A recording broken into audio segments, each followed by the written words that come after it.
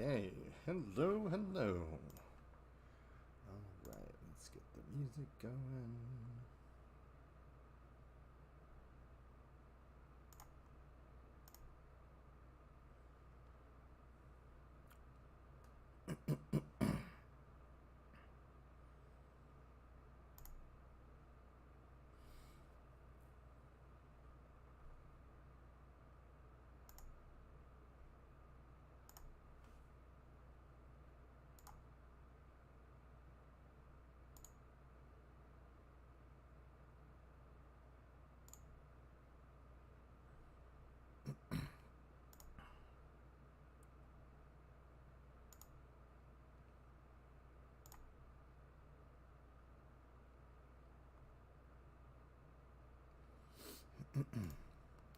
Okay, now I just gotta go through and copy the links and paste them around. I'm sure a ton of this stuff could be automated, but I have not really had the chance to figure it out yet.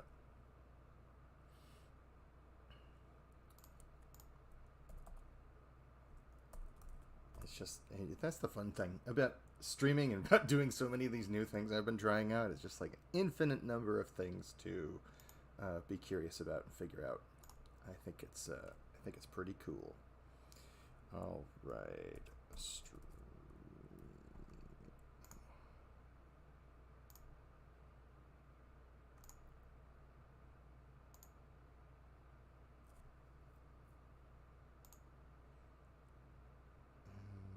Okay.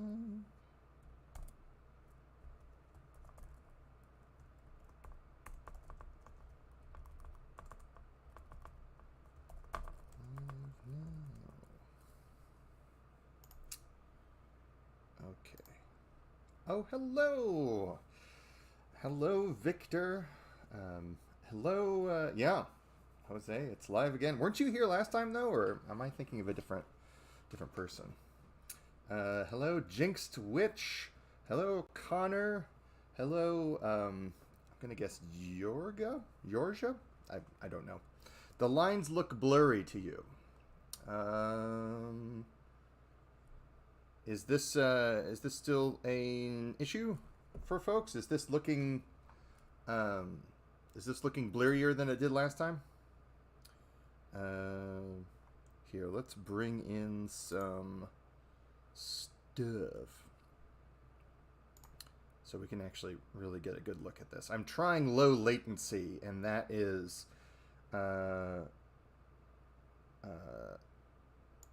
that might be causing an issue, in which case I might need to restart the stream in order to sort that out. I am on my mighty but modest little laptop for this stuff. So I hear Jorga is saying that the entire screen looks blurry. Is that true for everyone else as well?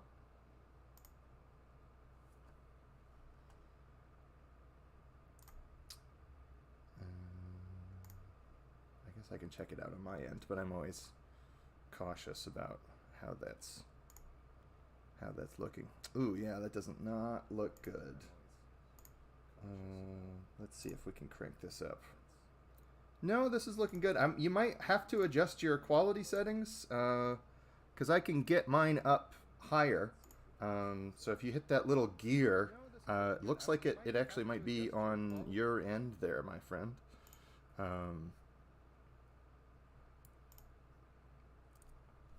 Okay, the menu text is a bit for me, but I also have you on a second monitor. Okay.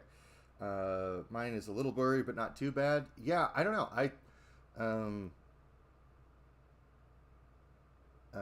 Yeah.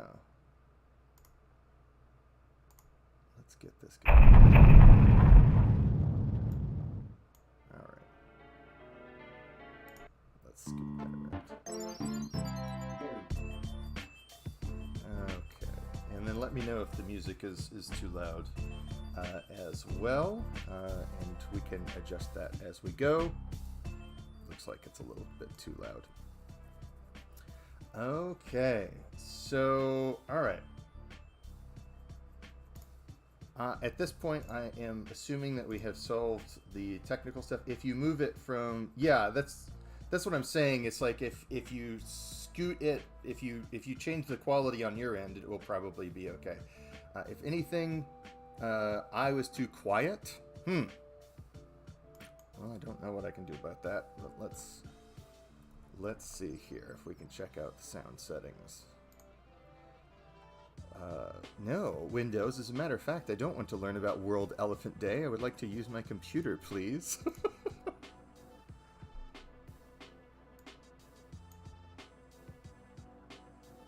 Okay, speakers, headphones, input, microphone. Is that sounding better for folks? That seems like it's getting a little bit louder. Okay. Please include the elephants in the ISO strain. Yeah, I actually have an here. I tell you what, because you asked so nicely. Let's get the elephants out into the mix. So that was in Sci-Fi Mini Pack 2, I think. So if we bring that guy in here, there. So he's double the DPI as everybody else as all the terrain, but there's your elephant man just hanging out there. So here is what we are working on today.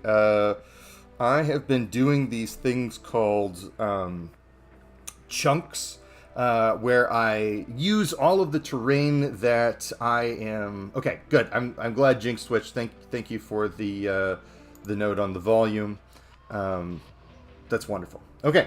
Yeah, all of the extra. I really appreciate all the extra concern about the quality of the stream and how to troubleshoot that for everybody. I think the next. So what we are doing today is just kind of making little scenes. So if drawing all of these isometric terrain pieces that we've been working on so far have been kind of making the little pieces for the dollhouse, this is actually like combining them into rooms and everything. Benji Pixel is asking, how do you get the ISO grid on Photoshop? Is it always the same size? So yes, I have made. It took a long time to figure out. To get this isometric grid exactly the correct size, because this is arranged so that when I save things out from here, each of these grid spaces is going to be 100 pixels by 100 pixels, but also isometric, so I can just drag it into Foundry Virtual Tabletop and it will work. So basically, yeah, it's it's really kind of I forget actually how I figured it out, and I think a lot of it was a team effort, reaching out and looking for help on the Grapefruit Isometric Discord, because that is the name of the community that actually made the plugin for Foundry to be able to do all this kind of stuff. So there's not really a great answer. If you go to my Patreon and download, there's a free post that I put up a couple months ago that's just called, I think it's like Grid Sheets or something like that, and that has a lot of that stuff in it already. So if you pull that in, it should be the right size, and it'll be the one that says isometric 100 pixel grid. So that might help you figure all that stuff out. So yeah, this is a 12 by 12 little sand piece right here. We're not gonna get rid of our elephant. We're just gonna kind of make him invisible for the time being.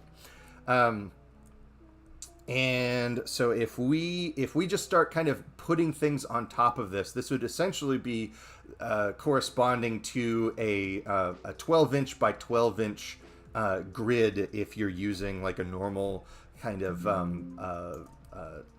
top map for a grid map or something like that. So really, our normally our elephant guy would actually be only about this tall. I just have them. I just have my characters set up to be at a higher resolution, so they look nice when you zoom in on things and kind of like are looking at all your cool characters and everything.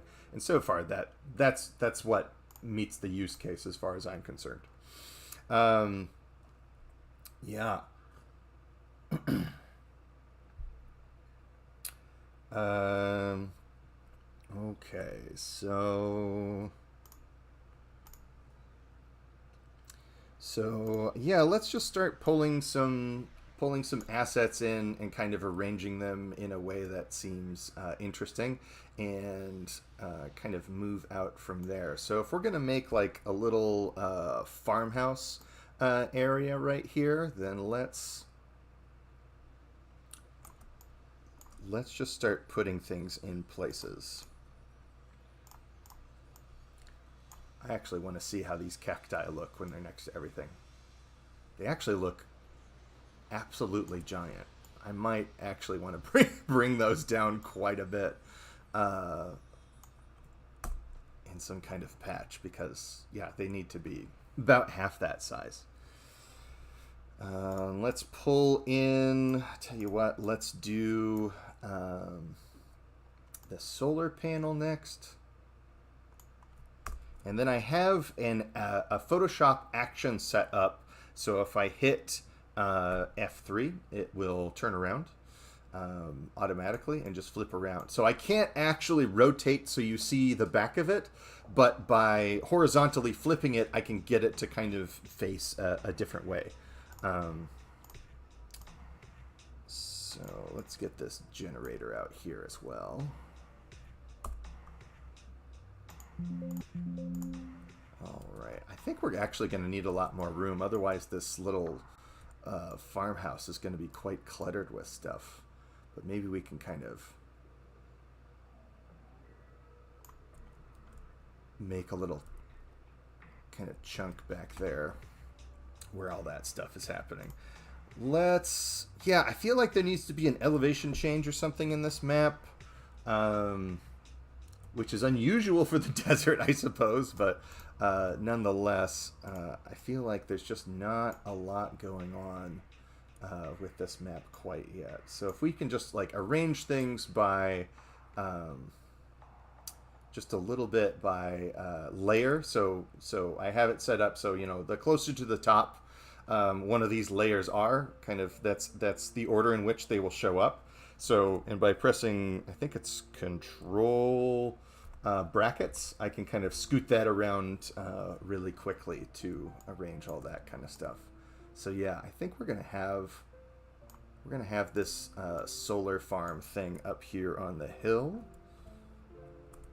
So right now I'm just kind of messing around with the components that I have in order to make an environment that looks like interesting, but also kind of like has a bunch of you know, cover and stuff like that for people to hide behind, so that it's not just like a clear line of sight every which way. That kind of variety is really important when making maps. So again, we have two of the same sand tile, the 6x6 sand tile, sitting side by side. So I'm just going to horizontally flip one of them to kind of introduce a little bit of variety, so you can't see the seams quite so much. Hey, it's JP! Dry areas can be incredibly disjointed and rocky. Old continents smashed together like dinner plates. Yeah, yeah, I think that's kind of, but also like I need this to kind of operate on a game level before I really even start considering realism. For me, it's like they need to operate as game pieces first. So similar to like how putting terrain together for like a game of, I'll tell you what, let's do. I have an idea now. Like if you're putting together a game of like Necromunda or something, you're putting a table together of terrain for Necromunda. You want it to kind of make sense, but you're not necessarily like actually referencing, you know, real factory layouts and OSHA compliance and all that kind of stuff. It kind of needs to meet this sort of like threshold for rule of cool first and foremost. It needs to look like a fun place to play a game, almost in more so than anything else. So that is kind of what we are in the mode of figuring out right now. Is like what are the arrangements of these pieces that actually look cool. So right now I have a bunch of these terrain pieces kind of politely tucked up in the corner here, so they're not actually offering that much cover for people. I mean, it looks cool when they're arranged like that, but it's not really offering a deep tactical situation. Because I'm being a coward right now.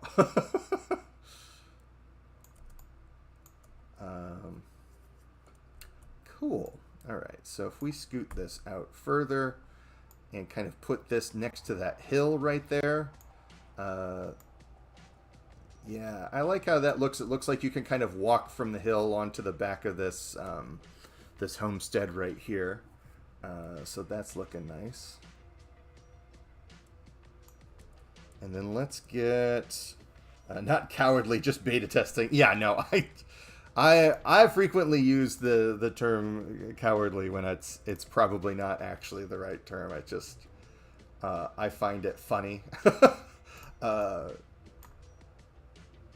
don't know. There's sort of like an emotional reality, an anxiety that I think a lot of artists feel, but not many artists actually talk too much about. It's just like how nerve-wracking this stuff is. Like there are times where it's very relaxing, you kind of like get in the zone, but there's also plenty of times where it's like you know, pretty tough. You feel like you're making up everything as you go along, and it's you know, there's no roadmap for doing some of this stuff that's I've never seen done before. So it's like Epic Isometric is one of the folks out there that's doing some really amazing work in isometric terrain design. But they, you know, I don't really see how people are using those terrain pieces in their own games. And so as a result, I'm kind of like always like, yeah, but how are these actually being used? I don't really, and unless I get feedback from people using the products that I'm making, like I don't even know if I have a good understanding of how anybody uses these but me. Yeah, these cacti are just way too big. I need to absolutely shrink those cacti down.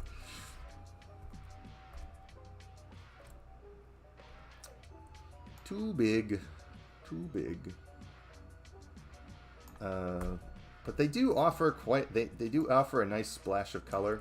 And then we can just turn off this top grid right here to kind of get a sense for what it is we're actually building here, what it actually looks like. I think this looks too industrial. We're going to get rid of that. And we're going to just kind of make a little solar farm back here in the back corner. So that would be probably like a really good spot to have like ambushes pop out of right there. And I drew each of these different solar panels at a slightly different angle, mostly because I'm drawing them by hand. If they were messed up and I tried to draw them properly and they were just messed up a little bit, it wouldn't look nice. So I just kind of steered into the idea that there were going to be mistakes and flaws in how these panels were laid out, which I think looks a lot better. So kind of like sometimes you have to sort of pick a direction with this kind of stuff. And if you know things aren't going to look perfect, like design around that, accept that as part of the design constraints. You know? These cactus are way too big. Just way too big. They're like the size of the house. It's ridiculous.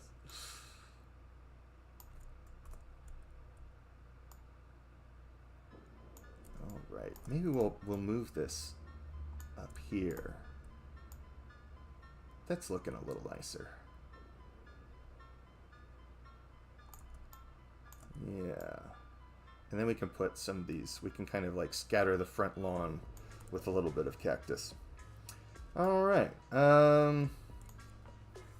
Unfortunately, I don't use isometric in my campaign type top-down in Tabletop Simulator, but I still like maps, so here I am. Yeah, they could be carnivorous cacti. Yeah, I think they are, but even so, our people, these are still as tall as people the way it is right now. Like if you look at them next to these cacti, if you look at them next to this door, you'll get a sense for how large they already are, and they're like shrunk down to half their size. But I think that's the tough thing about drawing the figures and the scenery separately, is that sense of scale is like just really, really easy to lose track of. So obviously, I mean, these giant carnivorous cacti would be like, yeah, twice the size of a human, so maybe like 20 feet tall, and that just seems excessive to me. That just seems a little bit too much. But that size, they're still kind of formidable. They're still kind of making a statement, and they're also, more importantly, for like a game like Rangers of Shadow Deep, or in this case, like 5 Parsecs from Home, they would still block line of sight, and that's kind of what we need them to do first and foremost. So JP asked a while ago, how do I save individual pieces? Individual pieces are saved as PNGs. So that answers that. I think this is a nice little arrangement right here. I will I think this is a nice little map chunk. I think I need to decide what to do about this. I think I'm going to move this back over. And then scoot these cactus back here. Flip them. Yeah. I think that's a little nicer.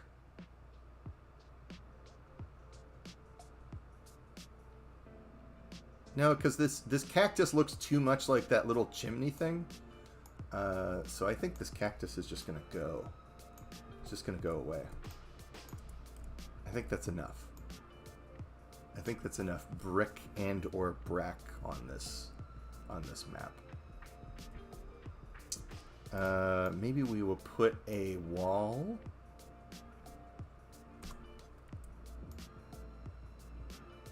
right here. Let's see how that looks. That's not bad. Yeah. I like this. It kind of makes the transition a little bit better. And that way, if somebody's walking out of their house, they're not immediately going to get, like, lasered to death by somebody who's hiding out over here by the solar collectors. This seems to be, I think, a much nicer... The space is kind of blocked off and kind of arranged in a more pleasing way. So I think we're going to call that piece done. Okay, so let's start a new group, and then let's just start bringing in some more stuff. All right. Munching down on space bats who pollinate too slowly. Yeah. These carnivorous cacti are a real thing, like Venus flytraps or something like that for the desert. Okay, so let's flip this. So if this 12 by 12 little piece is next to that other one, it's not really having it's not really looking too similar. And then let's take some of these rock pieces, and we'll kind of have this sort of like little rocky outcropping path that's running alongside here, just for a little bit of variety. And then let's grab the saloon. And we'll put that back over here. And then let's grab the bulletin board.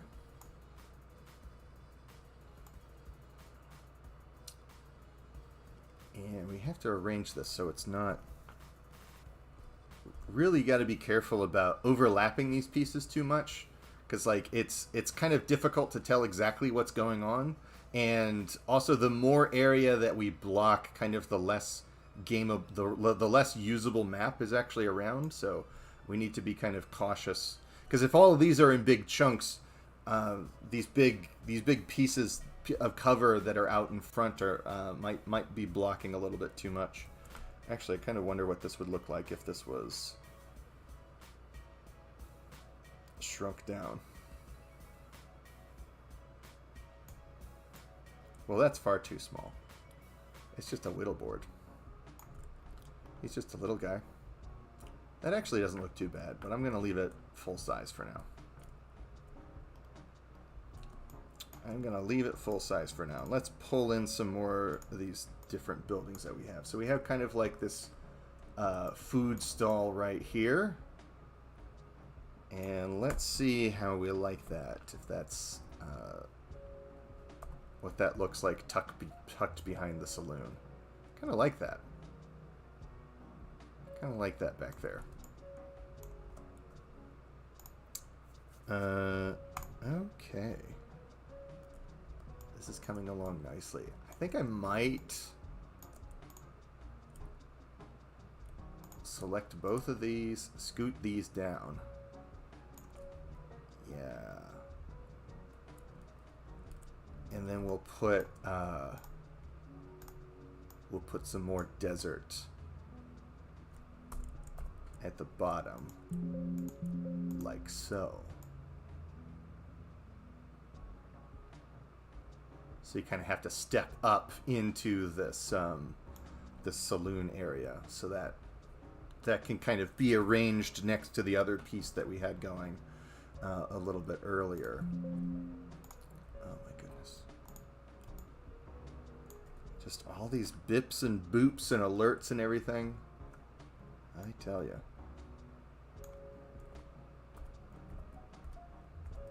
So I want to kind of like put this little piece of rock kind of underneath in between, so you can kind of tell a little bit more what's happening.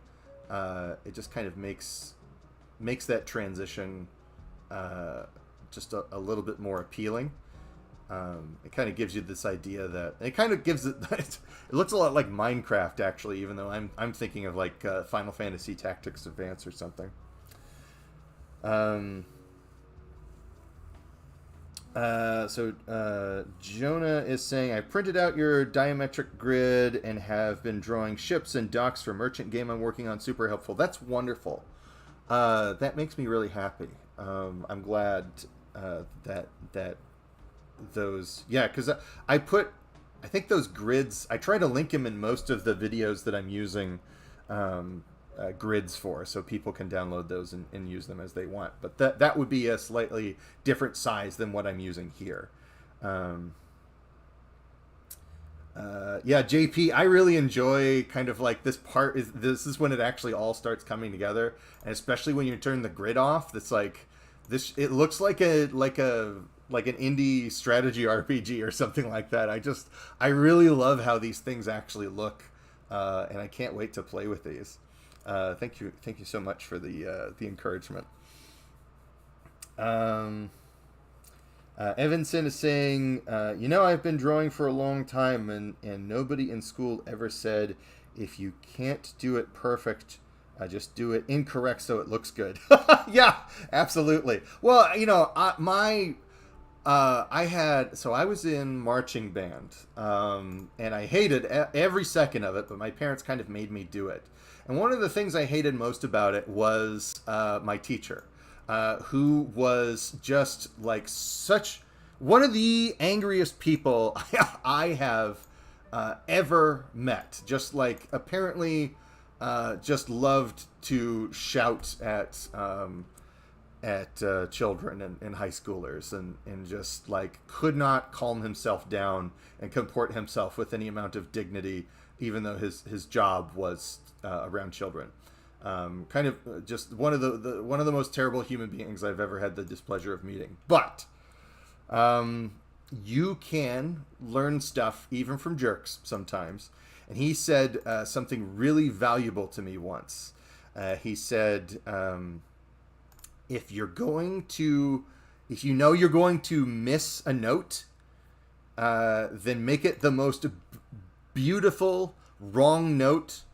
Play that wrong note with confidence, and people will think that they should score the piece that you're doing, that they should rearrange the music to match your mistake.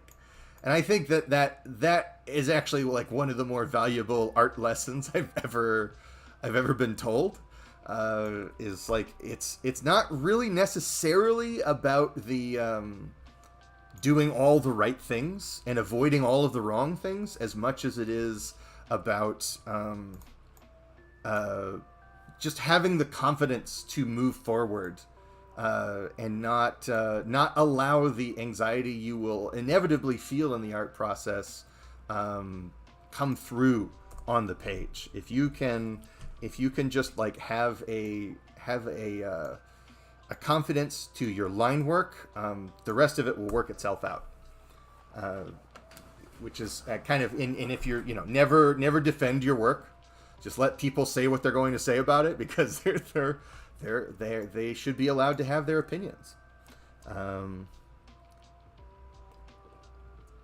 if you post something on social media and you say, oh man, this didn't turn out the way I wanted it to at all, then it's just like, well, then you're already building a perception. You're already telling people to have a relationship with your work that is, you're telling people to look at your work and think less of it before they've even necessarily had a chance to make up their mind about it. I hate these shrubs. They look like brains, and I'm getting rid of them. I know I just said don't defend your work, but it's like yeah. Don't listen to me. I don't know what I'm talking about. That's the thing. Sometimes you don't necessarily know how things are going to look until you start arranging them together. And that is part of the fun of the process of discovery. You have to look at everything you do as an artist. I think you have to look at everything you're doing as an artist as an experiment. And that is the only attitude I have found to get me through the more trying times as an artist. Is like, just accept that there's always an opportunity to learn new things, no matter what you're working on. So I'm kind of like, everything I do, I'm trying like 10% of something I've never tried before. And that I don't know how it's going to come out. Even if people are paying me to do it, I'm trying to talk people into letting me do things that I've never done before, and having them pay for it. So they're kind of paying for my art practice. They're not just supporting me, and it's, you gotta stay ambitious. You gotta stay hungry. You gotta stay in the game.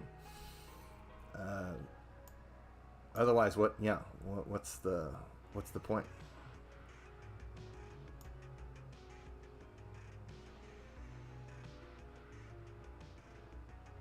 I like how these are turning out, but I might need to rearrange some things. I think I'm gonna scoot this rock up a level. This is the weird part, is like all the bizarre, like Escher-esque optical illusions you can fall into because there's no like shadows cast and everything, so it can look really really trippy if you're not careful. So what am I trying to do here? This thing is what's causing the problem. Oh, I see what's happening. We have to bring this in front of the saloon. And then we have to bring this in front of the... Oh, but that's still blocking it. Okay.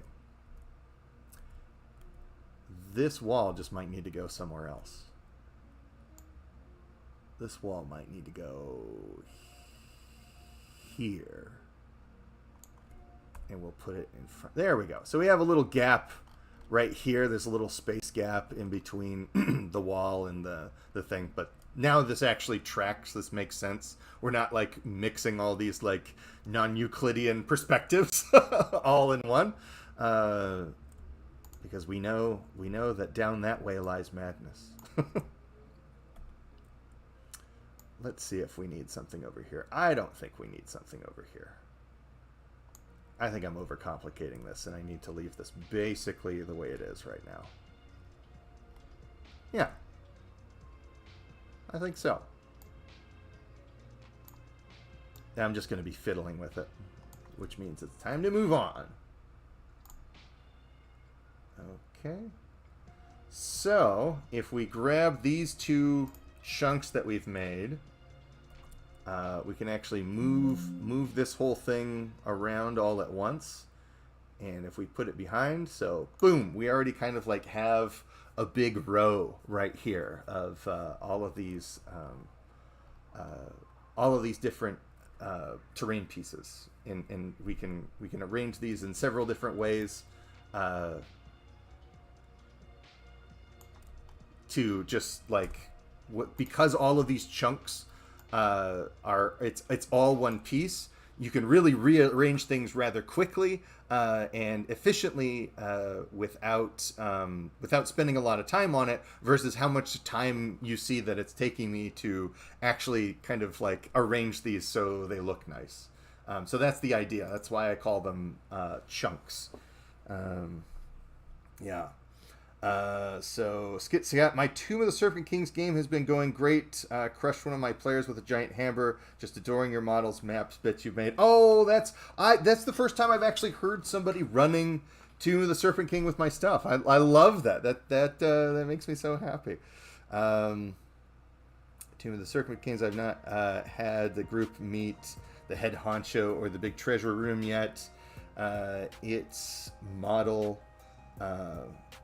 I've always been thinking that I've always had a root and rethink though. I don't think I understand that sentence very well, but I do have reading disability, so that might be it. Yeah. So actually, let's just open up Tomb of the Serpent Kings. We can have a good look at it. Is that in map chunks? Or is that in promo? I think it might be in promo. Just trying to remember how I've organized all my stuff here. Yeah, here we go.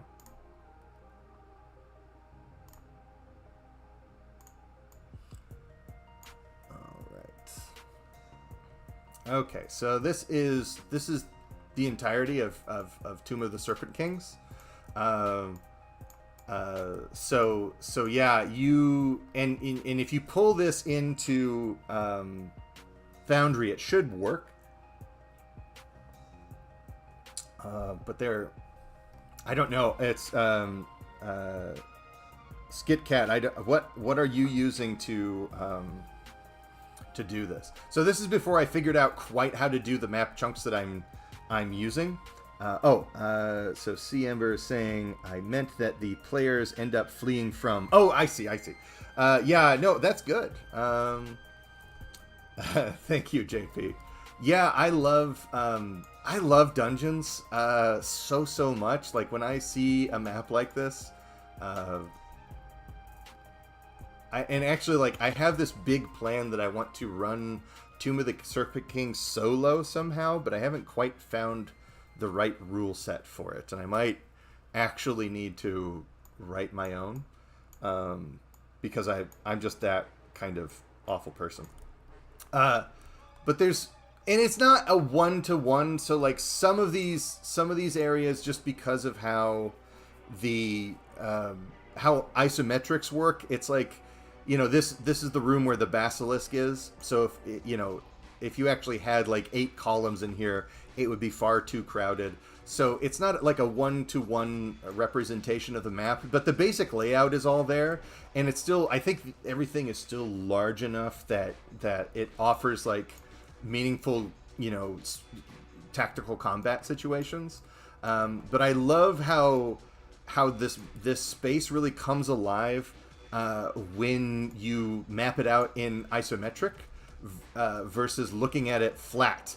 There are lots of elevation changes that are mentioned in it, and like stairs and stuff that are noted on the map of the Tomb of the Serpent Kings. But because it's a top-down map, you kind of lose out on all that. So one of the things that I didn't really even realize until I started mapping this out with the dungeon pieces is how there is this whole like secret passageway that connects this one of the earliest rooms over to the Goblin Warrens over here. So it's actually very elegantly jaquaid. So you can, there are like a couple of different loops in here. It's a really amazing layout. And then if you're not reading ahead, you wouldn't necessarily know that you can encounter these goblins that are living down here in this warren a lot earlier on in the dungeon than you might think. It's you don't just, people aren't staying put in these in dungeons, but unless you're kind of reading through everything to get like a full grasp of it, you might miss some of the things that actually makes it fun. I think one of the best things to do when you're running dungeons is involve NPCs that aren't just monsters that you have to fight to the death every time you open a door, because that really changes the verbs that you're using to move through the space.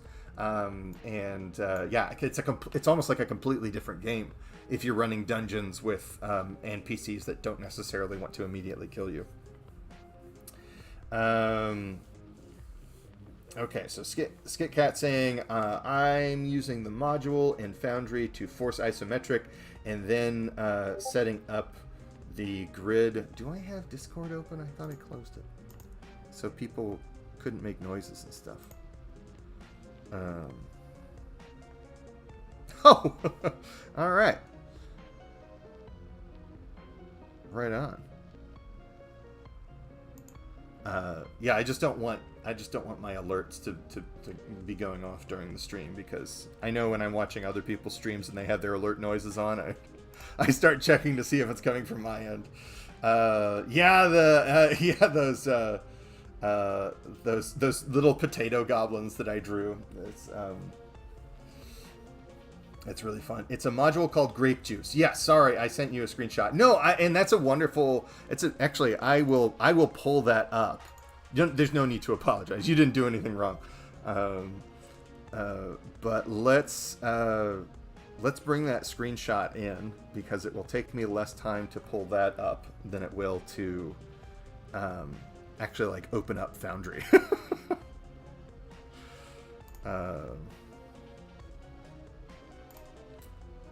Okay.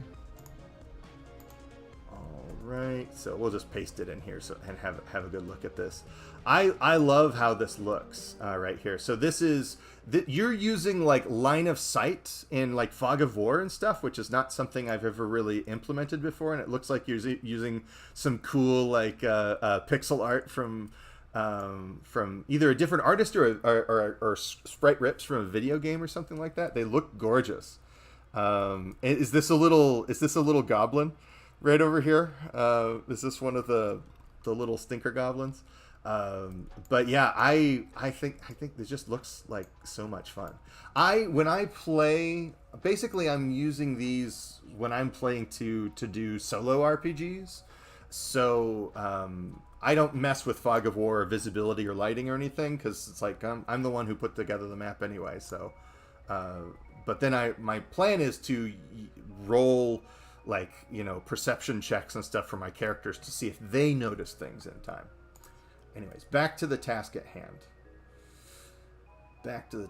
Let's do a big, like, 24 by 24 area next.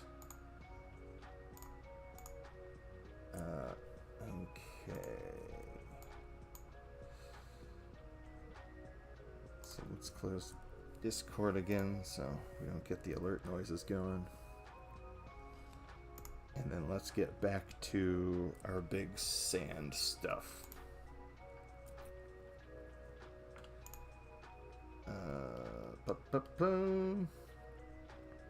Sci-fi, homestead. So let's pull out some more of these. Alright, so we're going to do like a big flat area, and I think I'm going to bring in some of the other sci-fi buildings that I did for the sci-fi alleyway to kind of make them look, to kind of do like a different kind of cityscape. So again, these two 12 by 12s are right next to each other. So I am going to flip one of them horizontally so they don't look quite as much like they're repeating. You can still see the lines in between them. I don't mind that at all. That doesn't bother me. But I do want to make sure that if two large tiles are touching, that they're not going the same direction, because I do think that a little bit of variety goes a long way in these instances. So yeah, if we turn off the grid, that's what this looks like. And yeah, looking pretty good. Okie dokie. So let's pull out a couple of buildings. So we haven't used this building yet. And let's pull out the saloon again, just because I like it now. And then, you know what? Let's get the windmill up in here. And then let's dig into the sci-fi alleyway. So this is from our previous month's Patreon asset packet. But as you can see, they were kind of designed to go together.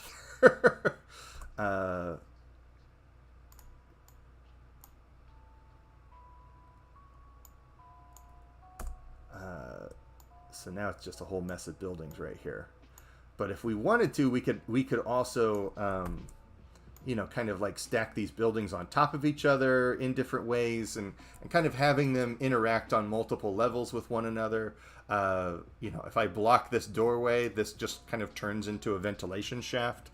So you kind of want to be thinking about different modes that you could be using these same things, and how you can, similar to any kind of scatter terrain or tabletop game stuff. I think I've said this before, but like if war games, if you look at like terrain builders like Black Magic Terrain and gosh, there's so many, Miscast and things like that. I've learned more about RPG cartography from wargaming terrain YouTube than I have from almost any other resource, starting out anyway. There's just like so many amazing creative folks who are just out there, making tutorials about how to cut up styrofoam. And it's wonderful. It's just it's so cool to see all of these, just the capacity for artists to be able to share their process is so much greater now than it ever was before, and I adore it. I wish I knew how to shut off that alert sound, but I do not. So Connor's asking, can you flip a whole chunk the same way you can flip the tiles? Yeah. So if I don't know, I've never tried it out, but if I select the group layer instead of just an individual layer and press F3, it doesn't really like it because there's so many different chunks in there, but yeah, it will work. So if I want to do that too, but probably I would end up, if I was going to flip whole chunks to fit them together, I would actually do that in the virtual tabletop itself. Yeah, so so I got this, so I made this wall last month, right here, and then I was like, this is nice, but if I really wanted to to do some cool stuff with it, it's like, I need actually just like a regular blank wall also, which is why the Sci-Fi Homestead also has just a big blank wall. It's because I knew that there was sort of a need for it. So if I open up that and pull in this big concrete thing right here, there we go. And I'm using the same basic color scheme and everything, and it doesn't have to be exact, but so if we kind of put that right there, it kind of looks like I can kind of like set up this whole big terrain chunk. So this is like, what is this? 6 by, not quite 6 by 6. So probably what I would want to do is actually scoot that back one and then put that back a level right here so we can see this kind of this corner. And then if we open up Sci-Fi Station from 2 months ago,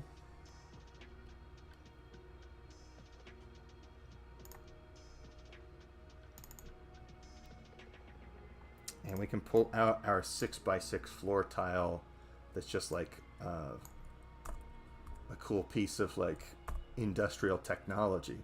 We can put that on top right there, and then boom, we have like this whole platform that's sticking out up here, and we can put also the staircase from the Sci-Fi Station kind of like hanging out right here next to it.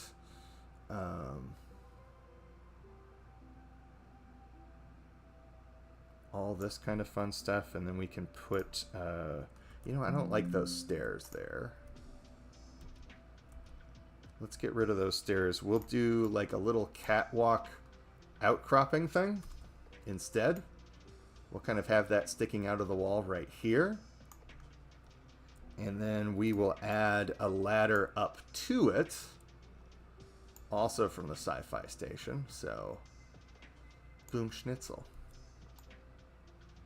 We got kind of like this whole extra like big terrain chunk that's happening over here. But probably what I'll do actually is just put a building next to it.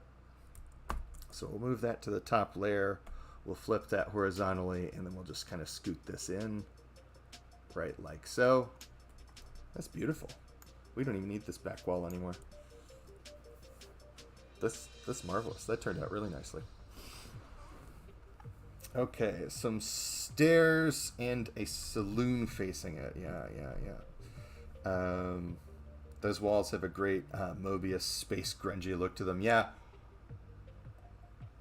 Mobius is great because he's got this real clean line look, but then he will make like all of these extra hatch marks and everything that really add a lot of texture without necessarily a lot of effort. And he's not switching tools around a lot either. So I think that's one of the things that I hate doing, and one of the reasons why I just stick with the one micron size is because, like, it's one more little decision that I have to make. It's like, oh, what marker size should I be using for this and all that kind of stuff. It's like, well, it's probably not actually going to make my work that much better for the amount of time I'm going to spend quibbling over it. So yeah, I try to just stick with as few tools as possible when I'm making traditional art. Okay, Sci-Fi Alleyway. I want the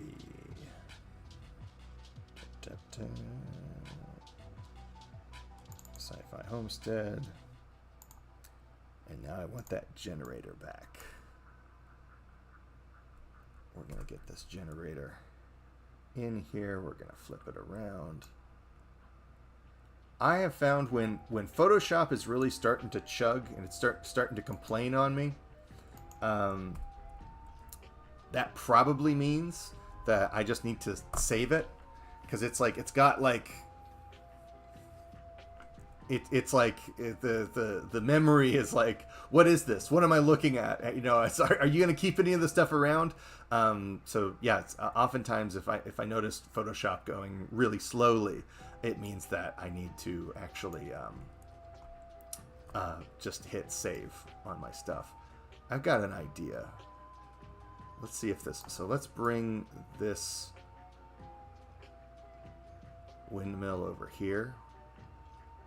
Let's get that generator behind it. Let's see if we can't drop this whole thing down. Yeah. And do like a cool sunken alleyway like this. That might be fun.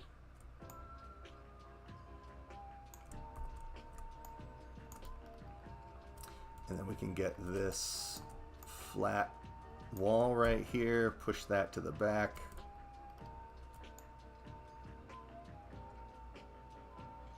And then we can get our staircase back and then kind of do all that multi-level stuff. Maybe we'll get that food stall out here in the mix.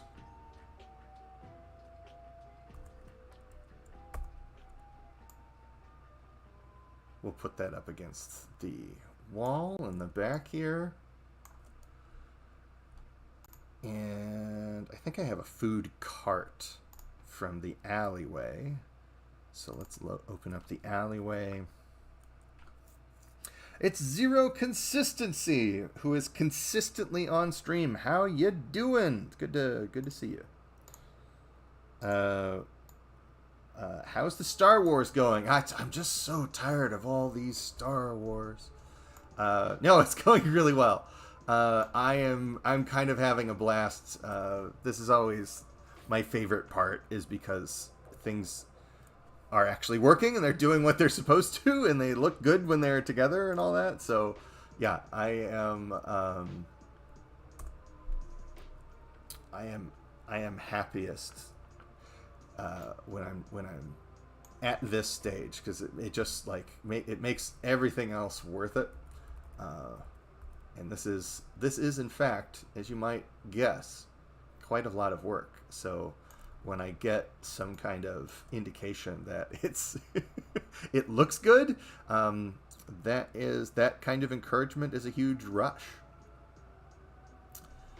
1, 2, 3, 4, 5. Okay, so let's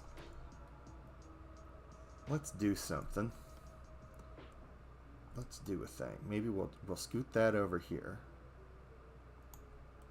And then we'll copy this wall. We'll flip it around. We'll send that all the way to the back so it's not bothering anybody. There we go. And then we can put this guy back here in the corner. Like that. Actually, I might just kind of make a little food court situation right here. So we'll put that there, because I want to have these stairs that are going up. And the stairs were in the sci-fi station. So if I open that up, how would you approach mapping a Spelljammer ship or something similar? Tight quarters of a ship are throwing me off. And thank you for the kind comments. I think that's... I would exaggerate. I would probably make sure that all of my hallways were 10 feet wide. So two people could walk abreast in them. I think atop... it's... And probably if you look at some of the grids, because I know Dyson did a bunch of the stuff for the maps and everything like that. It would not surprise me if some of those were... I haven't actually seen the maps or studied them very closely quite yet. But Dyson did them, which means they're worth studying quite closely. Um, but all that to say, I think probably they have that the grid spaces are 10 by 10. So, but it would be worth confirming that kind of stuff. Okay. So we're just going to put this random sci-fi bric-a-brac chunk right here, and then pull this so it kind of like it turns into this kind of catwalk thing. And then we're going to pull this up front right here and scoot this over here. So you want to be careful about how much stuff you're overlapping, and because not only does it become visually cluttered, but also it becomes less usable. And I will repeat that as often as I think of it, mostly as a reminder to myself. And then let's put a cool sci-fi vent coming out of this wall just to break it up a little bit. But yeah, I would do a bunch of loops. I would probably look at actual like battleship schematics and stuff like that to try to figure out how to do it, and then you can start adding in like those organic fish shapes later after you have like a better understanding of how these things are laid out, what kinds of rooms are in there. Probably what I would do is like I would do like a mess hall room, and then I would make some corridors and stuff like that, and then what does the actual like Spelljammer control room look like, all that kind of stuff. So I'd figure out what the actual components were first, and then I would start messing with them and start figuring out what needed to be done. You oftentimes when you start a mapping project, the best way to start is by drawing, or not before you even start drawing, is just make a list, kind of make a shopping list of things that you need. So I have this 6x6 chunk right here that I'm actually hiding all the way on the back layer. So I'm only seeing the parts of it that I need. So it looks like you can kind of see the sewage pipes and this cutaway diorama underneath this little living quarters area right here. This is looking pretty good. I feel like I need a couple of things kind of like hanging out here in the middle. So let's look around. What do we got? A random junk pile. Here we go. Can always use a random junk pile. And then you know what they say about junk. Where there's junk, there's dumpsters. So yeah, I started this whole like mapping project. My Patreon. I launched it in.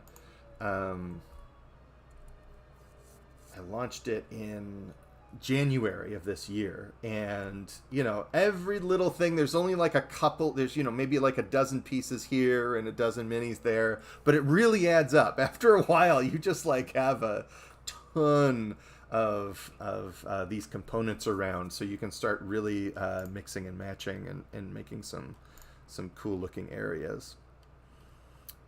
So if we go to the alleyway set, let's put like a cool like a little surveillance camera thing right here out in the middle. And there we go. This looks good. Let's turn off that grid, see how that looks. Yeah, that looks really nice. And then if we go back here and get our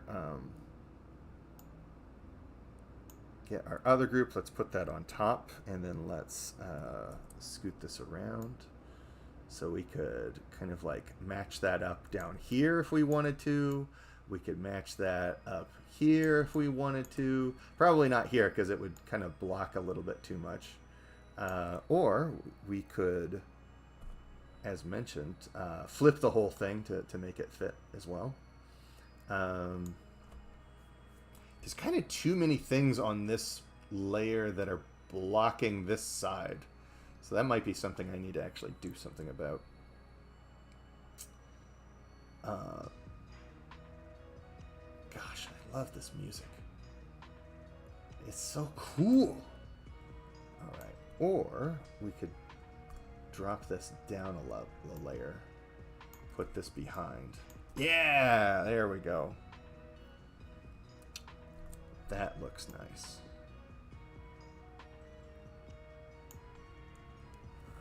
So we put that there, and then we can scoot this first one here out in front.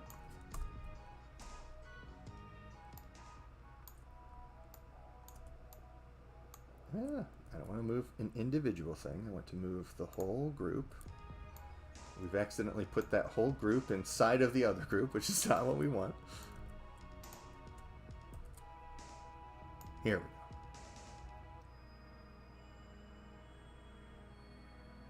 Something like this looks pretty good. So yeah, like already, you know, we've only been streaming for an hour, and like we have like these big chunks that we can rearrange really quickly. So yeah, I'm feeling good about this progress. I like this a lot. So probably the next thing we're gonna make a couple of tweaks now that I've recognized a couple of shortcomings. So this well is taking up too much space, so we're gonna get rid of that. And then I also think that this this wall right here needs to go. So we will go back with our original idea for group 2. So let's hide the groups that we're not using. We'll go and turn the grid back on. And then we'll align this to the grid again. The whole thing. Yeah. And then we'll go back with our original idea and just do the stair step. I think that extra wall in there was just like a little bit too much. A little bit too much blockage. But let's get rid of this fruit stand. And let's put something else there instead. Let's put... actually, I don't think anything needs to go there. I think it's fine. Probably we'll just scoot this over here. Yeah, that looks good. And then we'll put something else there instead. So maybe like this little... these crates and boxes for some light cover.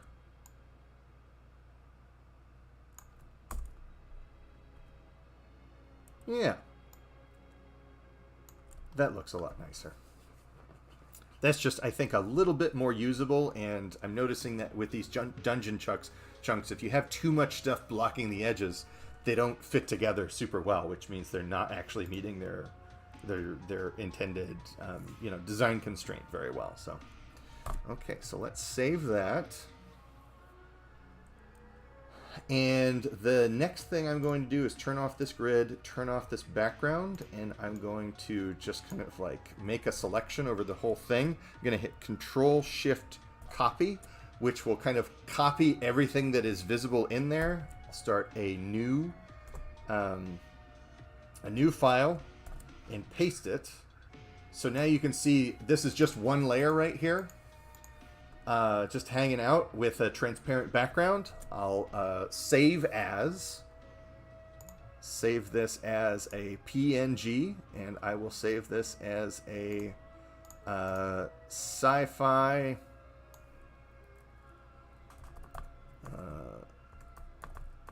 homestead chunk 1. And save.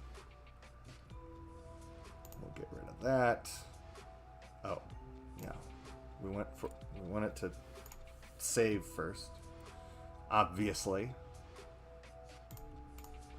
Okay, and now we got group 2, so we'll just Control-Shift-C, Control-N, Enter,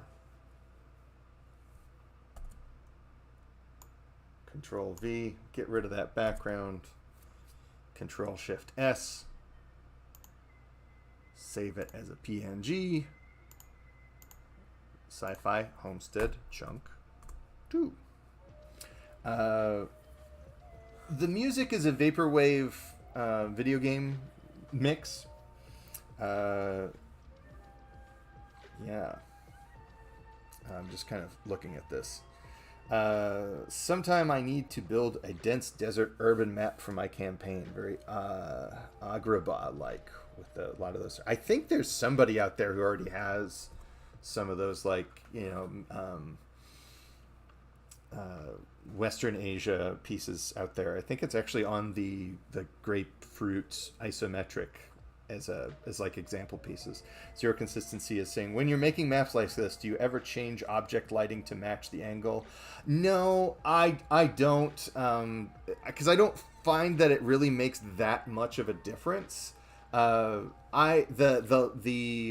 lighting that I do, and shadows and stuff that I do have on these objects are mostly for not for lighting direction purposes, but instead just to make sure that the objects are reading, and you can tell that, you know. So if we look at this, it's more important to me that one side is darker than the front side, and then the top side is like this brighter yellow, so that we can tell that, you know, light is hitting all of these different angles, so you can kind of see the illusion of 3D depth. But as far as making it match a consistent lighting condition, I don't find that that's really worth my time. So yeah, quick and dirty approach is the way to do it.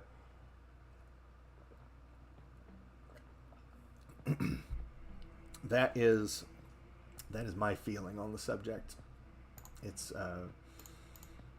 and I still feel like it looks good. Like, it's not distractingly, like, bad, because I'm trying to keep the background, like all of these terrain pieces, as low contrast. So if we were to say make a new layer and fill it in all black, like so, and turn that to saturation mode, we can see here, so this is removing all of the hue information and leaving us only with value. If you kind of squint your eyes, you can see how close a lot of these values are. We have a lot of mid-tones kind of mixed in here. And then a lot of the higher value areas, so like the closer they are to white, are kind of pointing straight up. So that's kind of giving you an idea of where the light is hitting most plainly is where these brighter objects are. But a lot of this is kind of very mid-tony by design, because where is our elephant friend? Our invisible elephant friend. Did I get rid of him? Or is he still hanging out here somewhere? I must have deleted him. But if we bring in a mini, so just give me 1 second here. Oh, good. We have more spam. I'll deal with it in a second. So if we pull in our pterosaur right here, we'll put him underneath. We can see here that when we remove all of the hue information, we've saved all of the black lines for our minis, so they have kind of like somewhere to go. Now this guy's really huge, but so he would probably, by the time you bring him into Foundry, he's going to be about like this. So he's still a pretty big boy, but yeah, we have this situation here where we have the sharpest exchange of contrast is saved for our character minis, because we want, and even if we zoom all the way out, we can still see that a lot of attention our eye is being pulled towards this mini, and not so much towards these background elements. So yeah, spam. I'll get rid of it in a second here.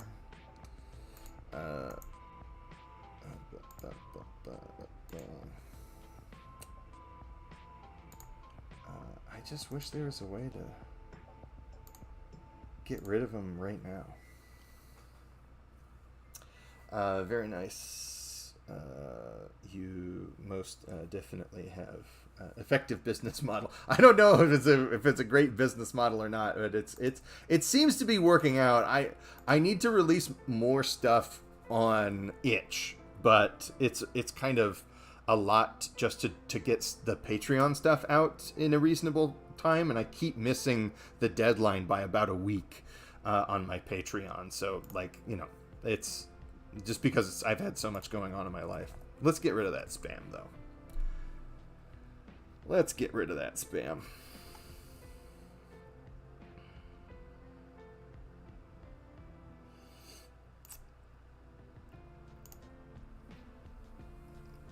Let's get rid of that spam. YouTube takes up so much of my graphics card, so I don't really want to leave it open because I just have a little tiny computer. Come on, here we go.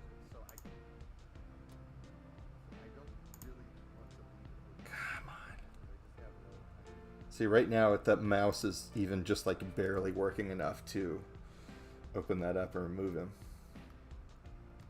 Okay. All right. That seems to have worked. All right, so let's just bookmark this page for now, so I can come back to it and open up easily. There we go. I mean, other streamers have like moderators and stuff. I'm not really a streamer, though. I happen to be streaming, but I'm not like doing this professionally. I'm not really trying to monetize this. But yeah, it is kind of a bummer to see all that stuff happen. Okay. So what would I like to do now? So now that I have these things saved, probably what I'm going to do is just flatten these anyway, and then we can continue to mix and match. So I have like a couple of other, I want to see how these are working with the dungeon chunks that I did earlier for the alleyway. So if we open up this itch, I love itch. I mean it. So there's Drive-Thru RPG, which is really interesting and good in many ways. I feel like they take a pretty big chunk, but they also have a pretty big user base because they were the first there with that kind of service. They really kind of have this like large install base. They have a lot of users. But itch came along and it was devoted entirely to its to indie games, and it wasn't, you know, you weren't competing with PDFs from, you know, Free League and all that kind of stuff. It's a very, very different situation. And as a result, like, there's just a whole culture that is around indie games and people talking to each other about that kind of stuff. The itch bundles also has been like and game jams and like all this other kind of community organization stuff that has happened on itch has really shaped a lot about tabletop RPGs that I don't think we really quite get. But there's a ton of people getting, you know, full-time jobs, or not, maybe not full-time jobs, but there's a ton of people who got their start on itch that never touched Drive-Thru RPG or DM's Guild or whatever. And I think that's awesome. I think that's amazing. So yeah, now we can see by taking these like urban chunks and putting them together, we can kind of set up you know, a more complete thing. Now, some of this is just like, some of this is a little bit too busy. So you wouldn't necessarily want to like have all these right next to each other, but it's a really easy thing to just grab some of these larger tiles. So if we were to open up Sci-Fi Alleyway and pull in some of these road pieces.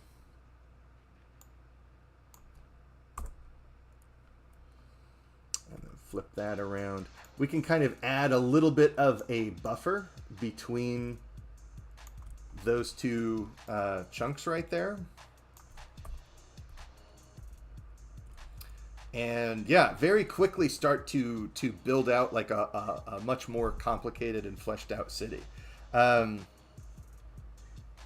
wonder if there is a way to block certain words. Ooh, that's a good idea. I know I can do that. Oh, well, here it is. Here it is again. It's back. So annoying. I might actually take a second to set up some blocked words, because this is ridiculous.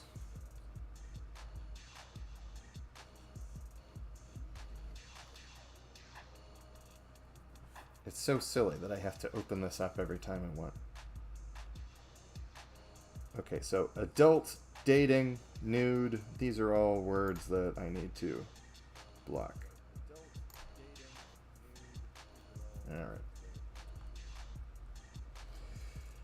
Alright. Thank you, SkitCat. The worst part of the spam is that it isn't even remotely related to my stream. I mean, I would hope not. That if I'm giving off that vibe, I think I've done some major mistake with my branding. So I'm just going to open up the Creator Studio for a second here. Please bear with me as I figure this out.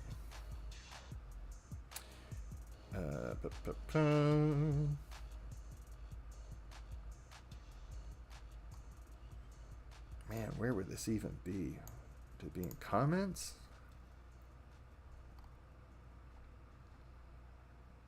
Hinge for review.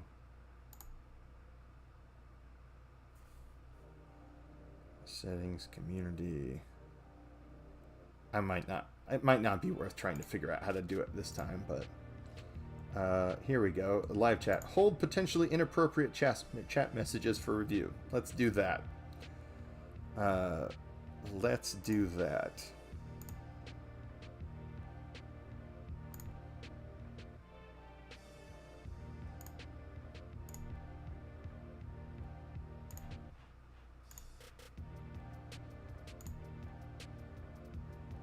Okay, save those settings, and then I'll look into it, because this continues to be an ongoing problem, which is pretty ridiculous, but you know, whatever. If people don't know not to click on that kind of stuff, they get all the malware and everything. That's on them. There's nothing. I'm not your internet dad. I can't protect you from the world.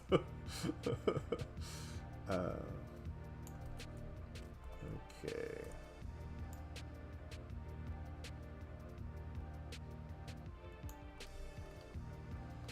Yeah, this is looking good. Okay, so that's enough testing of that kind of stuff.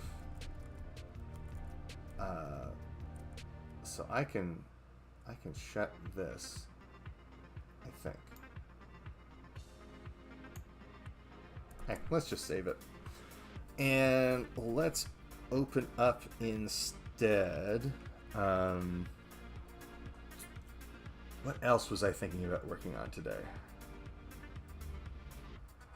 In the community tab, there's an automated filters tab with blocked words and stuff. Yeah. All right. I will figure that out later. Oh no. Adventure Wolf, do not say stuff like that. Please delete that comment. That is not the kind of space that this is. I understand the pun, but if you say something like that again, you're gone. You're out of here. That's just how it is. Do. let's look up.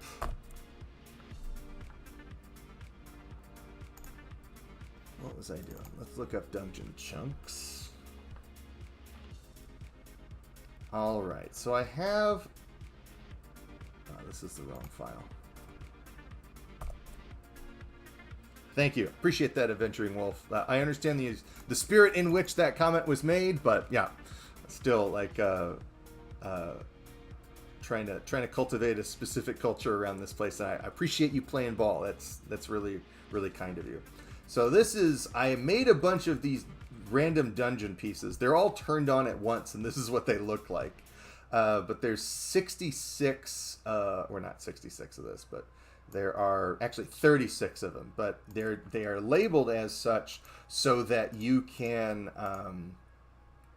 roll a 2d6 and put them together to make a number, you know, like the D66 thing. Google it. So you could randomly generate a dungeon on the fly using this kind of stuff. So that's something I want to do. But right now, all of these pieces are undecorated. So they don't have like, you know, campfires and cauldrons and extra scenery on them. It's just kind of like the basic stuff that's that's on the ground. So yeah. So yeah, I think the next thing I want to do is kind of make a version of this that has extra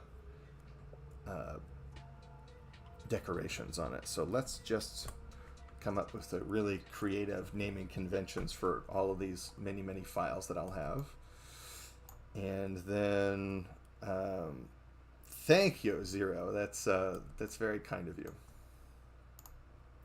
I'm very happy with it. It just like, it makes me want to play games every time I look at this, and that might sound full of myself, but you know, I think you got to celebrate those victories when they happen, because as an artist, you know, it's not often that you really feel like yeah, super happy about your work all the time. So if you're feeling good about it, then celebrate that. That's what I say. Okay, so let's just add like some bric-a-brac around to make these just look a tad more decorated. And I have found, let's open up that grid. But it's a great idea just to add some like rough terrain here and there, and then it's kind of assumed that where there are no walls, where it kind of runs off, there would be. I just don't find that going through, so the plugin that I'm using has all this functionality to do walls, and again, I don't really think it's worth it to do all that kind of stuff, so I don't. And instead I just put in lots of like, you know, hindering terrain stuff that you could get like, you know, a hiding bonus on or something like that. But like, you know, with these barrels would be like as tall as a person. They're big barrels. So I think that's fine. But then just kind of like some fallen pillars here and there. Yeah, they're kind of all the same, but they still kind of look like they belong in a dungeon. Crumbling masonry and all that kind of stuff is like just a couple of pinch points that can add some interesting decision. You know, maybe you have to make a difficult terrain test to jump across this thing, or you could, you know, duck below it for some cover, that kind of stuff. Just kind of thinking through what some of the interesting decisions and tactical situations could be in some of these rooms. But I think that will do it for this one. So I need to do a better job organizing these. Okay. There we go. And this was number 11.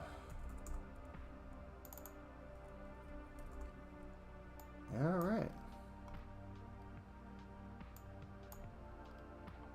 So now we'll have to export all of these later, but for now it'll look nice.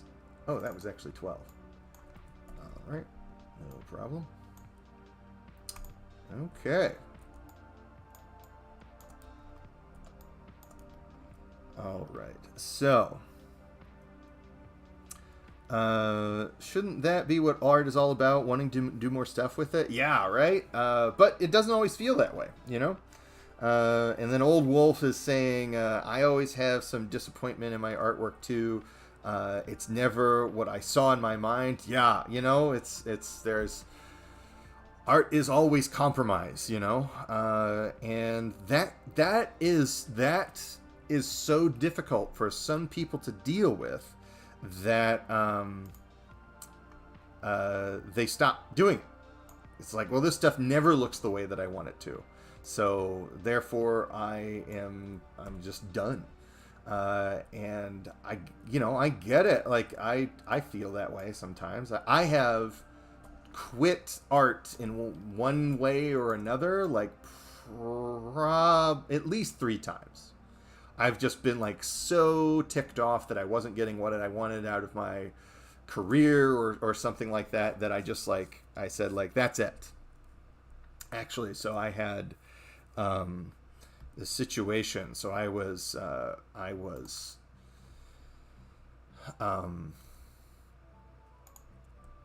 had graduated. This was back at the very beginning of the pandemic. So I had graduated my from grad school, and there was a big hiring freeze. So I didn't even think I was actually going to be able to find a job teaching in the field that I had gotten this expensive degree in.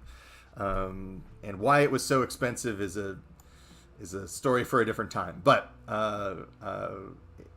grad school is a tricky proposition unless you find out a way to get like a fully funded program, and then it's actually like usually a pretty good idea.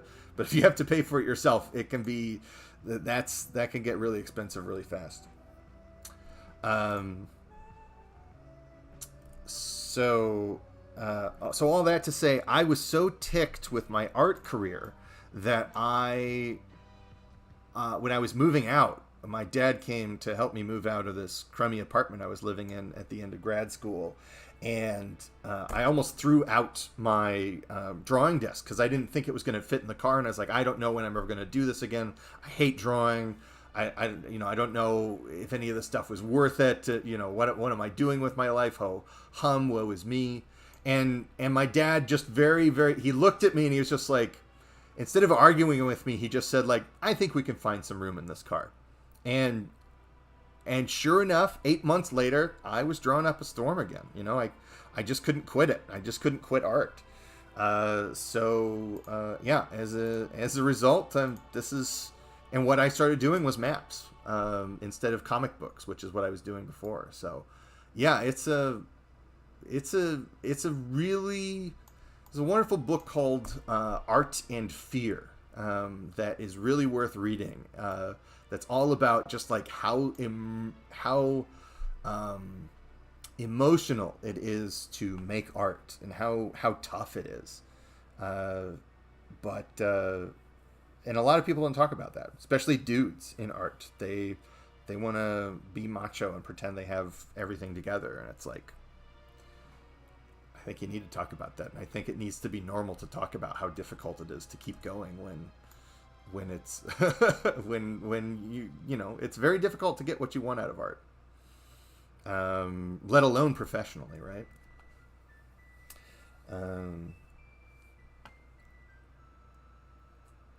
I feel like I need something up top there, but I don't know what.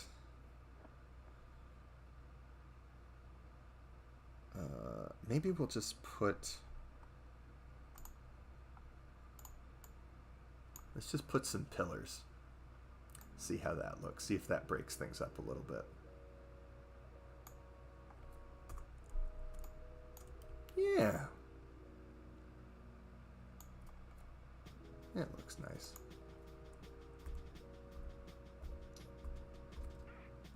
But yeah, art's tough, and it's difficult to keep going sometimes.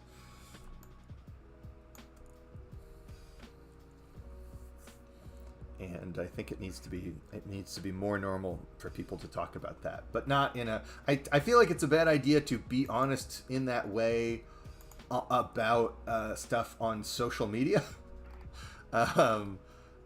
because they can't hear your tone of voice, right? And it'll come off as like.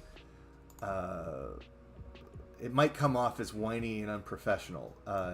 You can't control how people are perceiving what you're saying as much as you can with, like, all the voice inflection and things like that. So I would never post this kind of stuff on Twitter because I don't want people to look at that and go like, well, gee, I'm not hiring him then. That guy seems like he's got a lot of drama going on in his life, and I need somebody a bit more together than that, in which case I would say, no, that makes sense. That's but conversationally, when you're talking to other peers, I think that's really important. Yeah, Zero saying art is an infinite battle between perception and skill. One day you'll be the worst you've ever been, and the next day you'll be flawless. Yeah, it's a real, it's very, manic and depressive episodes with art. Sometimes you feel terrible. Sometimes you feel like you everything's coming out exactly how you want it. And then you look at the same work another day and have a different feeling about it. That's just how it goes. The only way to move forward is to keep practicing with intent and learning. Yeah, well put. When your perception is high and your skill is low, you're the worst. Yeah, there's that Dunning-Kruger or Krugel thing, right? Happy accidents, that's really good. Tone and intonation are needed for people to listen to the speaker. Yeah, I mean, it's a big reason why I started a YouTube, is because there's stuff I wanted to say about art that I couldn't say on Twitter. And you're gonna get somebody actualing you and kind of like getting up in your business about things, and it's good for some things. It's good for less and less things as time goes on. As they continue to make it impossible to share things with external links and stuff like that. Like the best thing I've ever done, like I've gained more Twitter followers because of YouTube than I have for any other reason.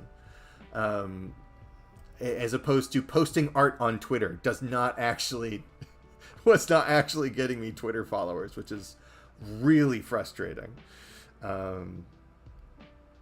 Just so people put such a big focus on that. They look at those numbers and they want to see them go up, and that makes sense, right? But it's also kind of like Twitter is no longer designed to do anything other than keep people on Twitter forever. And that doesn't actually help independent artists very much. So yeah, I'm putting more effort into YouTube these days because I'm actually seeing the kinds of growth that seem to indicate that it's a good spot. And you have people inventing their own artistic destiny just because of YouTube, right? So Matt Colville, was a professional game developer. So he had the chops and everything for when stuff happened, but he would not be doing MCDM stuff without YouTube. And I think he's been very vocal about that, actually. It's just like, yeah, this is wild how much this adds to his added to his career. He created a multi-million-dollar company based on YouTube. Now, I don't think that's necessarily repeatable. I don't think that a lot of people are going to have that outcome, but it certainly seems more likely to happen here than it is on Twitter or Instagram right now. I'll tell you that much. There needs to be something over here. What shall it be? We'll just put a brazier over there.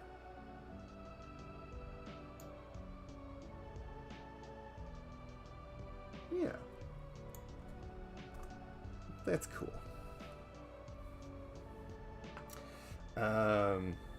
Yeah, one time I lost... Okay, so... Oh, hello, Shell! Oh, it's wonderful to see you. Yeah. Yeah, it's chat using emojis in chat. Really, it. I used to be an old man about emojis, but they really do help out. Let me catch up with comments here a little bit. So JP is saying, I one time lost 400 Twitter followers because of YouTube. I made a bunch of YouTube playlists, and for some reason, it auto posted to Twitter. Oh no! Oh dear. Well, there you go. Right. Oh gosh.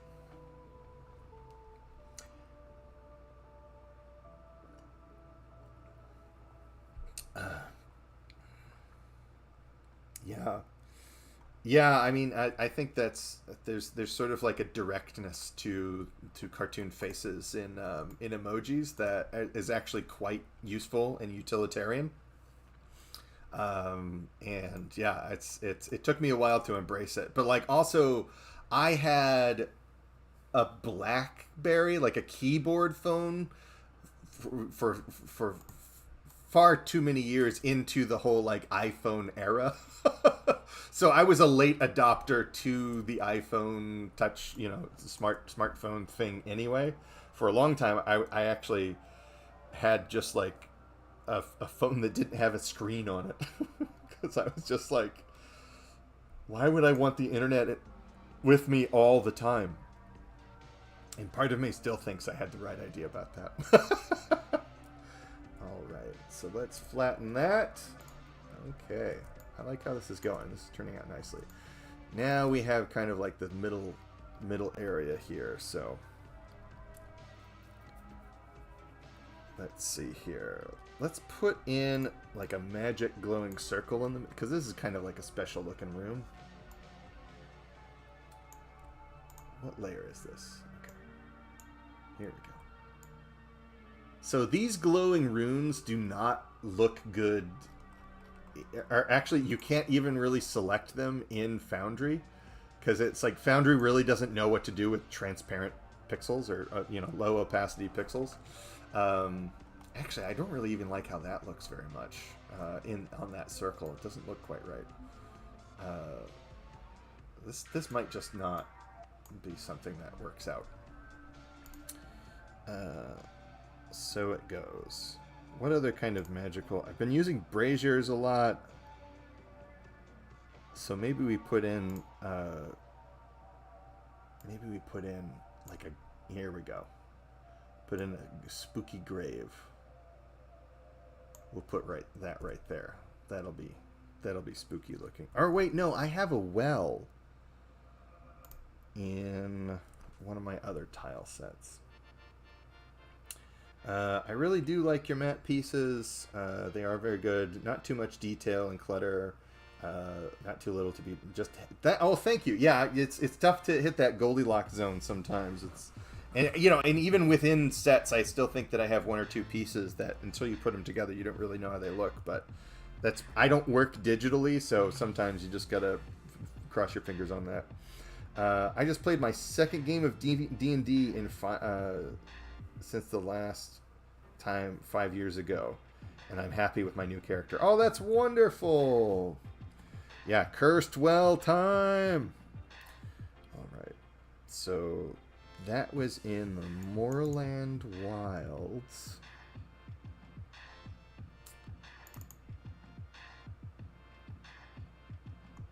Yeah, this is absolutely what I need to be doing. Okay, so let's get that well in here. Yeah, that looks nice when you put it on there. Now this is supposed to go straight on the ground, so it doesn't align completely, but it gets the point across. And I'll bet there's a way that I could do some color replacement stuff to make it all purpley, but I'm not going to worry about it. I think it reads good enough for now. We'll just leave it that way, or we'll do a different well. I have wells in almost every tile set now or every map set now that I think about it. That's kind of weird. Oh well. Pamphlet of Pantheons earlier. Oh yeah. I love Pamphlet of Pantheons, and also if you have not listened to Monster Man, it's a great show. Yeah, this looks a lot better. That's definitely a cursed well. It's just like a really humble looking well, but it's like in this like special Crossroads Nexus room with purple water. Yeah, that's got a vibe to it. Um, that's hilarious. I could put the future well in there and go just like all Borderlands with it. Um, but yeah, it was funny. So I did that episode that I mentioned, Pamphlet of Pantheons, on, turned out to be like the most successful launch of an episode I never had, and still to this day, it's like I have not yet surpassed that launch. Um, and I don't know what it was. It just like it was that world building series was doing pretty well. So yeah, it kind of became this whole thing.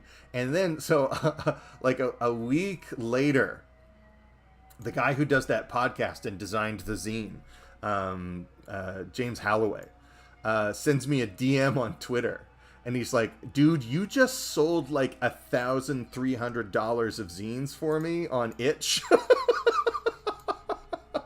And I'm like, "Dang, I wish I could do that for me."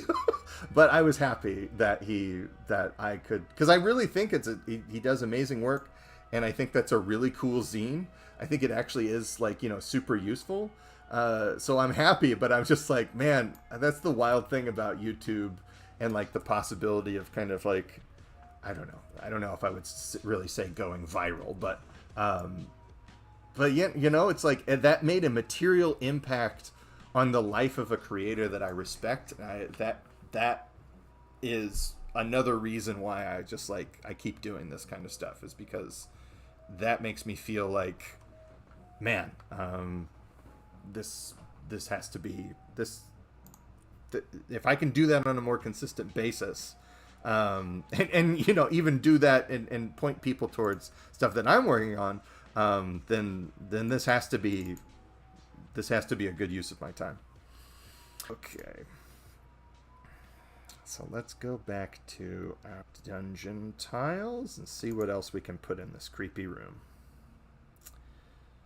Is there something from Turnip that we can put in here? Let's see. A lot of that stuff is kind of outside. Not really necessarily the best for dungeons. I think that'll actually do it for this room. I think this is good. Although, okay, let's try. Do we like the well, or do we want the kind of creepy bell tower? That it's running into the background a little bit too much, so we're gonna go with the well, I think. But this creepy bell tower looks fun and creepy. We might actually put that over here.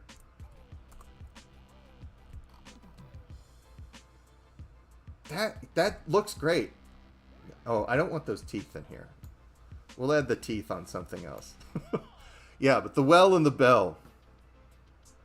That's a good time. Walk into this random room and you're like, there's something special going on here. I might just leave before things pop off. All right, so let's flatten this. Time to make a monster manual, Kyle. I am making a monster manual, JP. We're taking the building better monsters and making a thing. So what exact form it will take is kind of something we're in the form of figuring out. But my friends at the Cloud Curio, so there's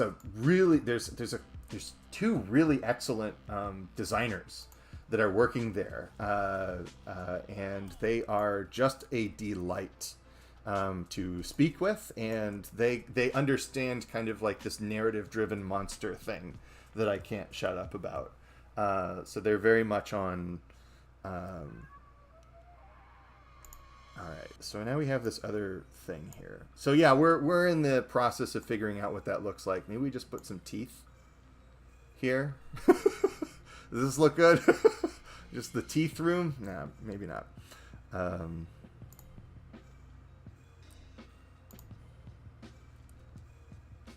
Yeah, I'm really excited about getting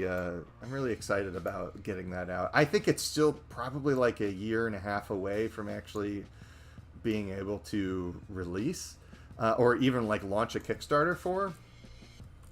What do we think of the giant fish? Probably not. Probably not.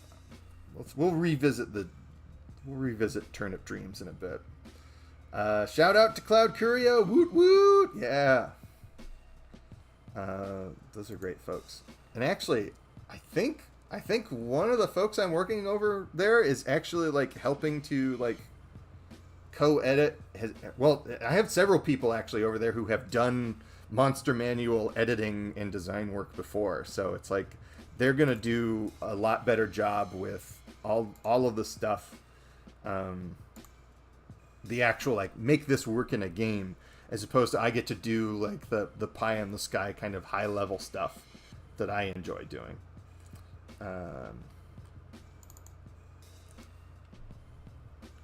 And I think that's for a long time I just refused to work with people. Like I was just tired. I'd had a lot of bad collaborations in comics that just like did not work well, and I ended up just doing a lot of what ended up to be free labor so that the writer could then go on and like have a much better career than I did, because that's the thing about comics is it's a lot easier for writers to work on multiple projects than artists.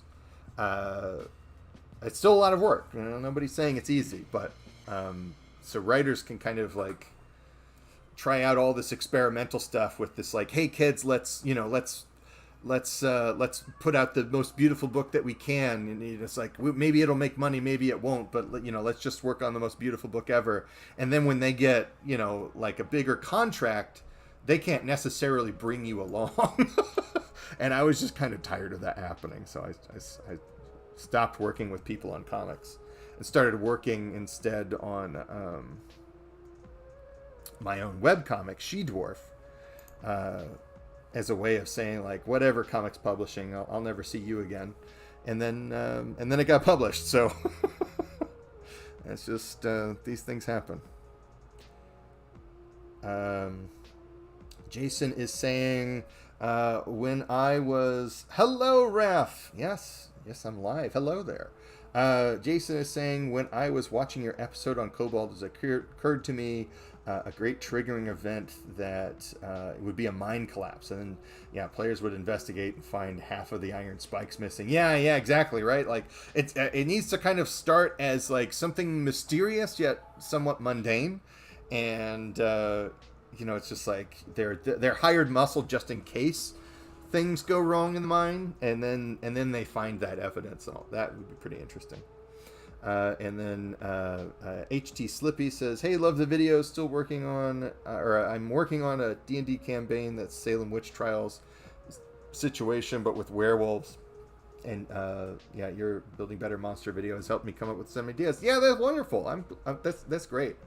It's actually funny, like the history of werewolves is like really closely tied to witch hunts and stuff like that. So like werewolves was another thing that, people would accuse people of being, to for whatever reason. So yeah, we think of werewolves very differently because we're not necessarily as familiar with the history of kind of the accusations of being called a werewolf and all that kind of stuff. But that has its own kind of history with it and everything. There's a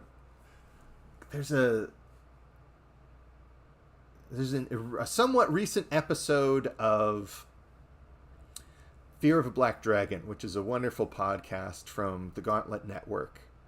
I don't actually think I need too much scenery in this room. I think I just kind of like that cauldron in the middle. I think that's fun. Maybe we'll put some bedrolls in there. No, I like the cauldron. I think that's good. And I think the swamps are kind of like enough bric-a-brac already. It'll be too busy if I keep adding stuff. So Fear of a Black Dragon, they did an episode on something where they were... Here's where I'm going to put all those bedrolls. it was about a witch hunt, and the thing is, like, you are hired to kind of investigate for the church, and the kind of the gag is that there actually is nothing supernatural happening in the community at all. It's just kind of a bummer that you're kind of tasked as adventurers with, like, investigating all this stuff. But also the module does have it set up so it's just like, oh well, here's something you can do if you decide you actually do want there to be witches and stuff like that. So it would be kind of really interesting to spring this moral quandary on people, but you want to make sure that people are excited about the game that they're playing. So you wouldn't necessarily, the whole trick of, like, saying, aha, but you're the bad guy, it can be interesting, but it can also be kind of a gross thing to do to people when the DM is the one in complete control over the scenario in those cases. So, but it's still pretty cool. It's still a pretty cool idea. I ended up making a pantheon with a god that had both divine physician and a hierarch of hell. Oh, that's interesting. That's very cool. And then I decided to make him make a villainous role. Yeah, that's great. That sounds wonderful. Zero consistency. I recently learned that a male counterpart of a wife, incidentally, actually would be were, much the same as the werewolf, meaning that consequently the female werewolf would be a wife wolf. Yeah, no. Were actually just means, like, man, I think. So it just means, like, wolf man or man wolf. So you can't. Yeah, it's kind of interesting that it's a pretty ordinary name that has, like, a lot of this kind of charge to it from lots of other things, kind of associations, and just kind of a slightly unfamiliar language. But yeah, it's in here in a way that's not blocking too much.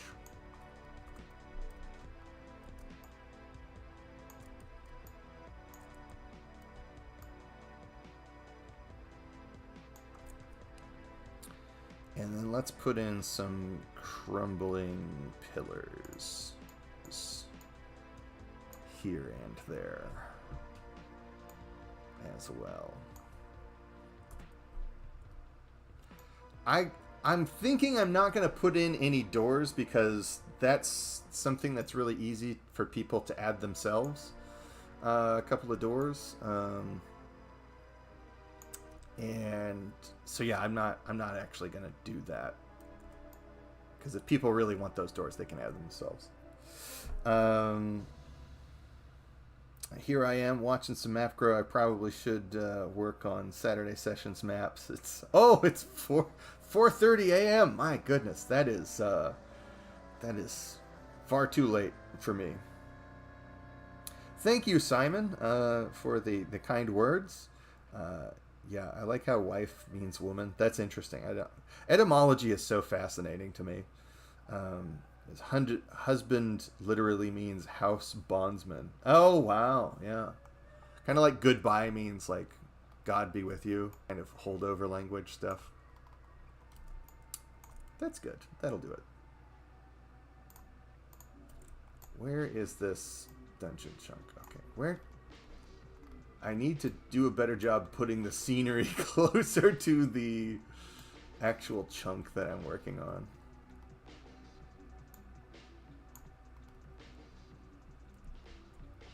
Alright. Let's see here.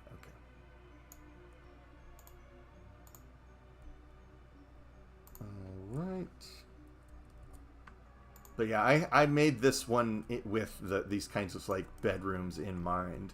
And I think this would be cool if you're kind of, like, procedurally generating this dungeon in Foundry and kind of putting this together. Like, this situation kind of implies that you might find people sleeping here, which would mean, like, suddenly you're into stealth rolls, suddenly you're thinking about this stuff in a different way. So it kind of like it implies you can use these sceneries to kind of imply different kinds of challenges and consequences and things like that. I really enjoy that about isometric maps. It's seeing stuff from the top down is oftentimes like one of the worst perspectives. You see almost nothing from the top down, right? Ants and spiders we almost never see from the side because they're never eye level. So, but almost everything else we're kind of seeing from something closer to an isometric perspective. So I think that's one of the reasons it reads so much better. So we got a big creepy altar thing. So let's make like a little alchemy lab up here. Let's see if that can work.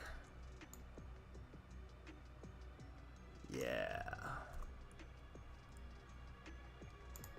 Somebody's up to no good here. Somebody's got some big ideas. We'll put some urns and stuff on this side.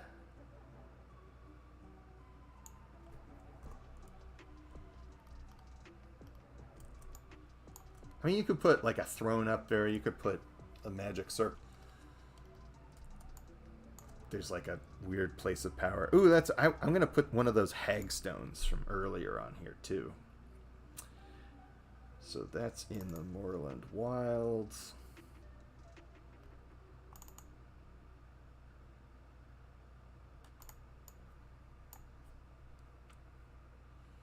Yeah, we'll kind of scoot this off to the corner, and that kind of reinforces this mystic vibe that we got going on in this room. And now we just need some kind of bric-a-brac to hide behind or something.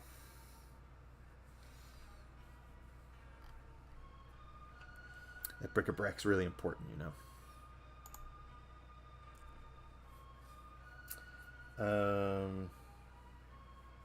God be with you. Yeah.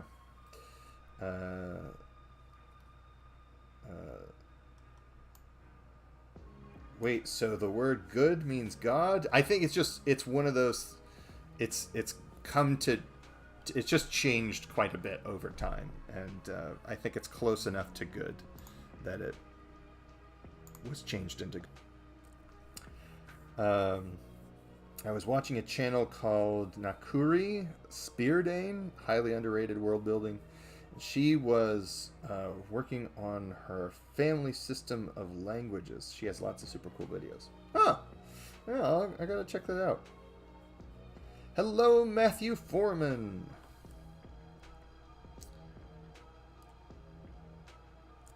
This song in particular, so this is a Vaporwave remix, but this track from the actual Secret of Mana is, I think, one of the strongest tracks that has ever been put into a video game, any video game.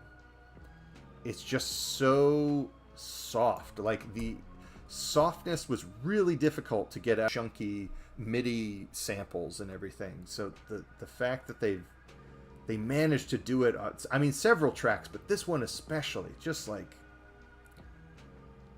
it's just as good as it gets. I think it's Brian Eno once said that the technological shortcomings of any artistic movement or any media will be what it is remembered for and celebrated for. And, just look no further than video game music for that. There's so much of the way we talk about video games is like, chiptunes is now using what was once thought of as technological limitations as just like taking the art form as far as it can go. So much incredible work being done by passionate creators. Yeah. So what an amazing time to be alive and be able to like get all this cool stuff and like, pay artists that are doing like entirely too niche stuff and see them flourish. It's just, gosh, so lucky. Terrain for as I play the stream. Oh, right on. Uh, yeah, I kind of was working on some kind of like sci-fi western Tatooine looking stuff earlier. Uh, I really want to look up that Weird West book that came out. It's like I don't know if it's a full game or if it's a setting for Gumshoe. I forget exactly what the deal is, but it looks amazing.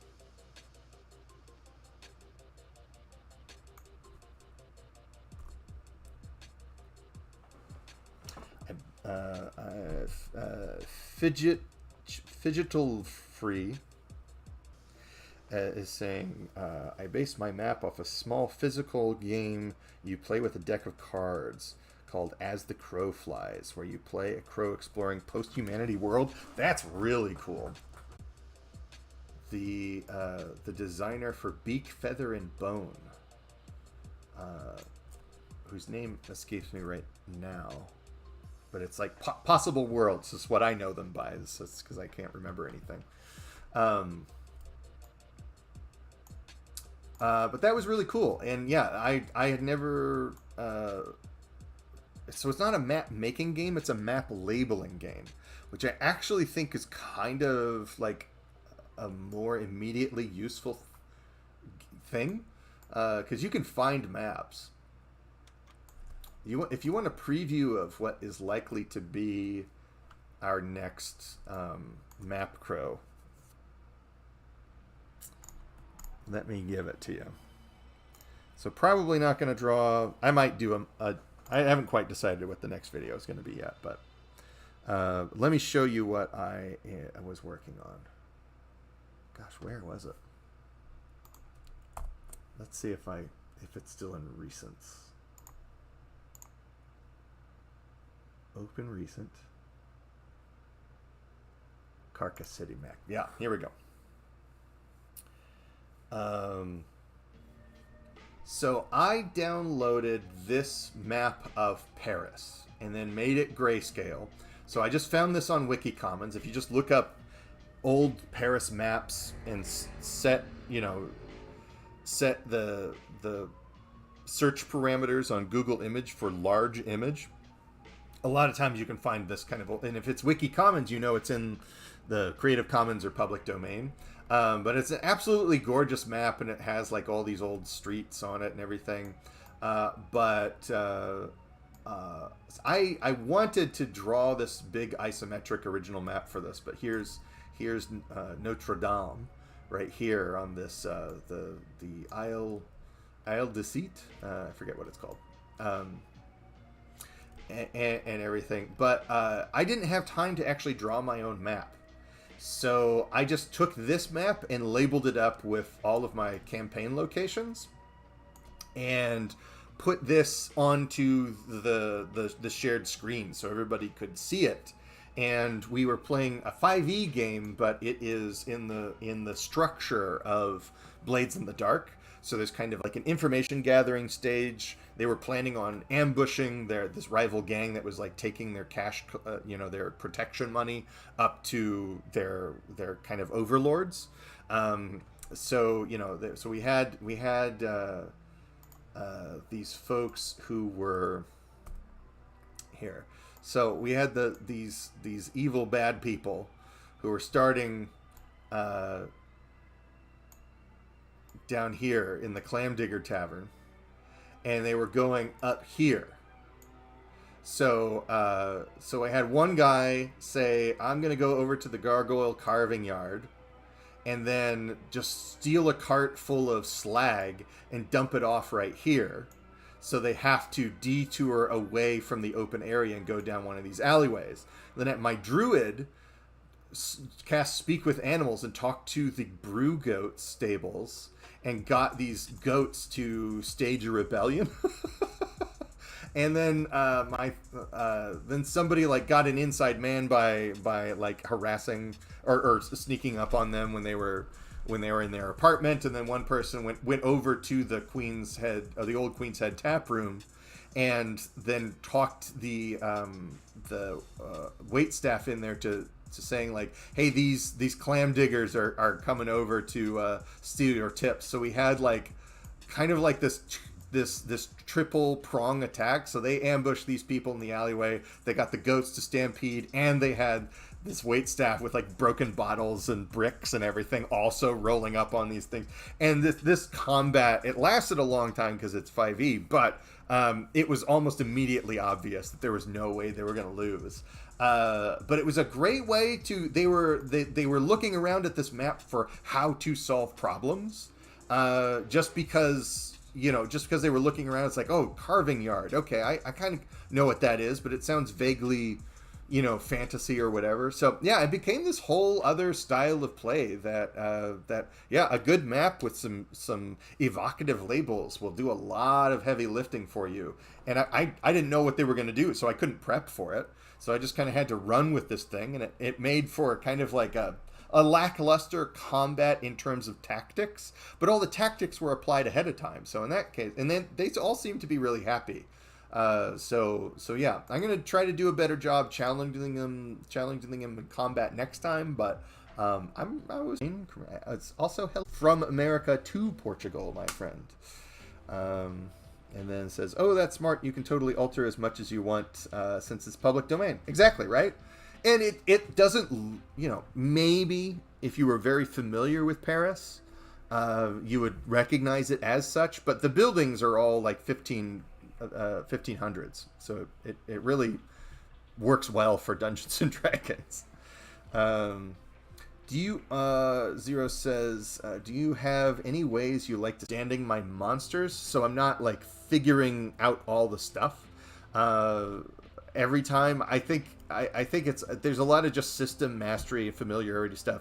I don't normally run 5e. I find it as a DM, I find that it really requires a lot more of my attention to be spent on things that I don't enjoy as much. But for players, they love 5e because they have so many options for customizing their characters. So it's kind of a compromise, but there with the all the other stuff I get to do as a DM is very fun. So it's not like I'm sad. I'm having a wonderful time, and I'm spending it with people I care about, and that's what games are all about. Matthew says, same thing just happened in my campaign. Party planned an attack on a mining company polluting its town waters. They staged a rolling retreat with a bottleneck. Yeah, right? And that's what you want. Like, I think, and maybe I'm just like too easy on my players as a DM or whatever, but it's like if my players come up with a good plan that kind of breaks what I assumed was going to happen, I kind of just let that happen. I think that's fine. But actually, one of my players called it before there's no way. I should have just had them surrender like a whole round before I actually had that happen. But I'm also playing with another like very seasoned DM, so the fact that he was able to call it a whole, he was able to call that and communicate that and say like, hey, can we just kind of wrap this up? It doesn't seem like they can win. I was just like, yes, absolutely, that's great. I would much rather my players feel like they can communicate what they want to happen in the game than to sit there and like go like, well, he's DMing and we're not allowed to say anything about it. I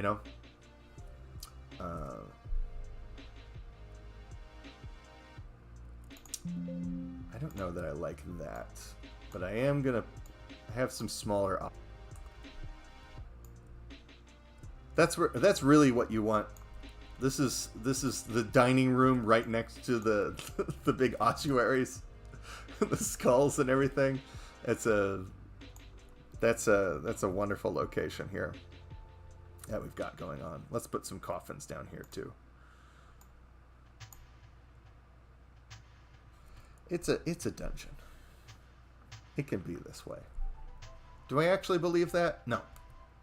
No, I tell you what, let's put something else there that makes a little... Let's put a workshop.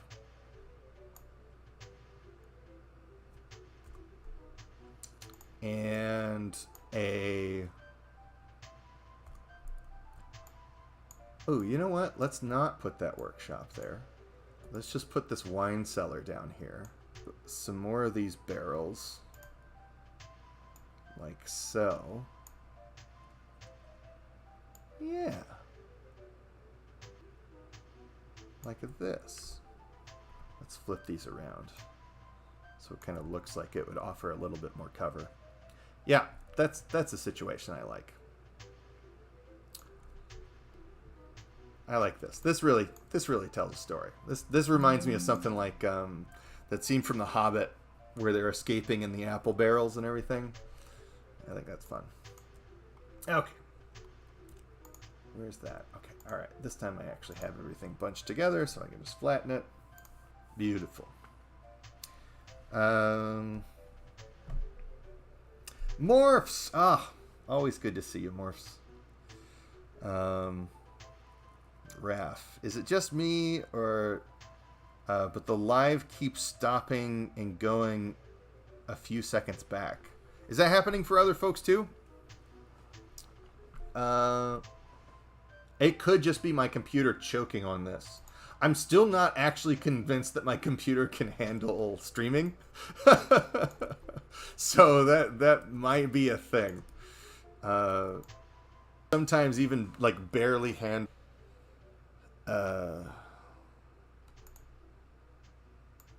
other things. Come on, Kyle, use your words. It can barely handle like video editing. So it would not surprise me if it was happening to me as well. Yeah, I don't know. It's just typical YouTube business. Okay. It's been happening to me, but my internet's been freaking out. I'm guessing you need horsepower in the long run. Yeah, I need a better computer for this kind of thing. For sure.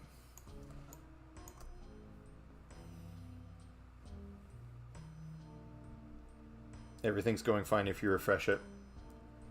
Running it at a lower thing is still doing it. I don't know what to tell you. I mean, if it's bugging you, there's nothing I can do to fix it at my end. I'm running this on a little Surface Pro. It's basically a glorified tablet. So if it continues to be a problem, it's like no offense if you just sort of like, this is not my scene. I'm gonna put in another alchemy lab, I think. Oh no, let's do a magic. Let's do a magic thing. Also, I stutter and repeat myself frequently. There's a non-zero chance that I'm just saying the same sentence a couple of times in a row. That can happen as well. But I suspect it is just a slow computer.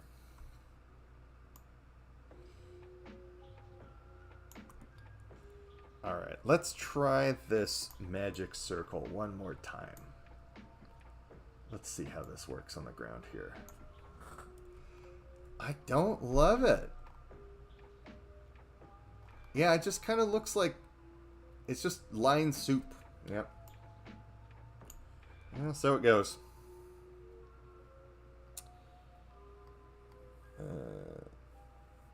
Okay, so it looks like it's just YouTube. Yeah. So here's something I found out, because I've been having problems watching YouTube ever since I upgraded to Windows 11, which is, and it's like, it's just started like really chugging, my fan would kick on, just like watching a regular thing. It was very frustrating. And I was looking it up, and it's like, it turns out if you replace the www with CA instead, a lot of times the video will run smoother. It won't eat up so much of your graphics card. It's really weird, and it seems like they should be able to fix that, but it's been like that for like the better part of like 2 months. So I don't even know if they're planning on fixing it. Maybe it's just running all of these like cookies and stuff on your computer that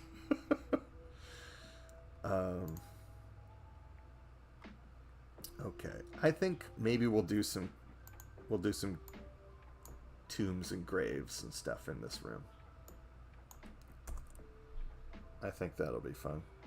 Yeah, YouTube is kind of bizarre how important it seems to think it is all the time. It's just like, I'm just going to take up as much as your computer as I really want to, even though I'm kind of only supposed to be doing this just a tiny bit. But what do I know? I'm not a scientist. All right.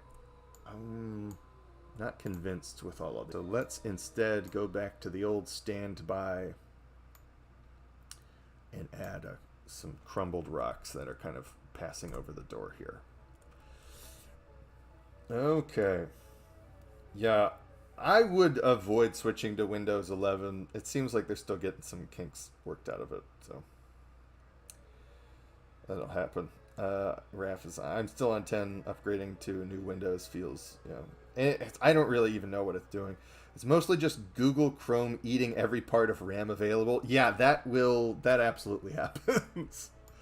I like Chrome for a lot of things, but it does absolutely just like gobble up your computer on occasion. The fact that like every techie I know does not use Chrome is telling. It's like, I should not be so comfortable with it, but I don't know. You like what you like.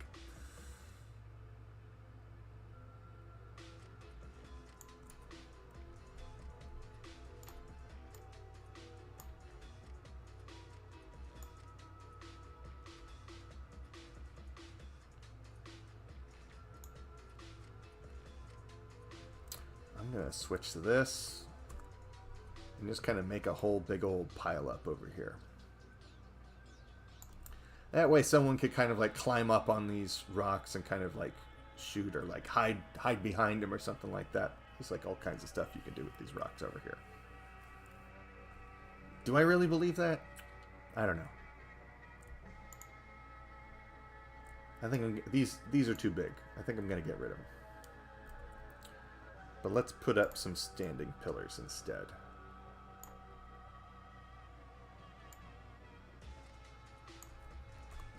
And then we'll have this fallen pillar right here. Here we go.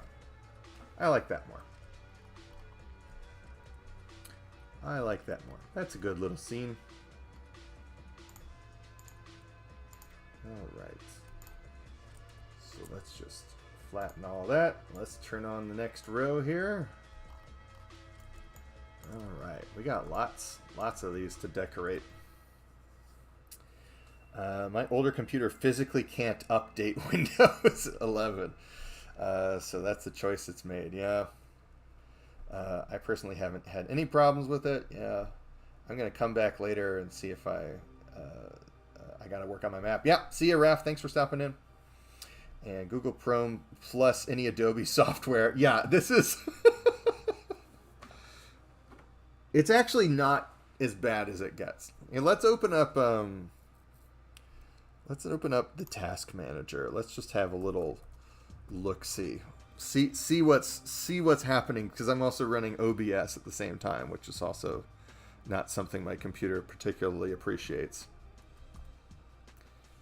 Task manager.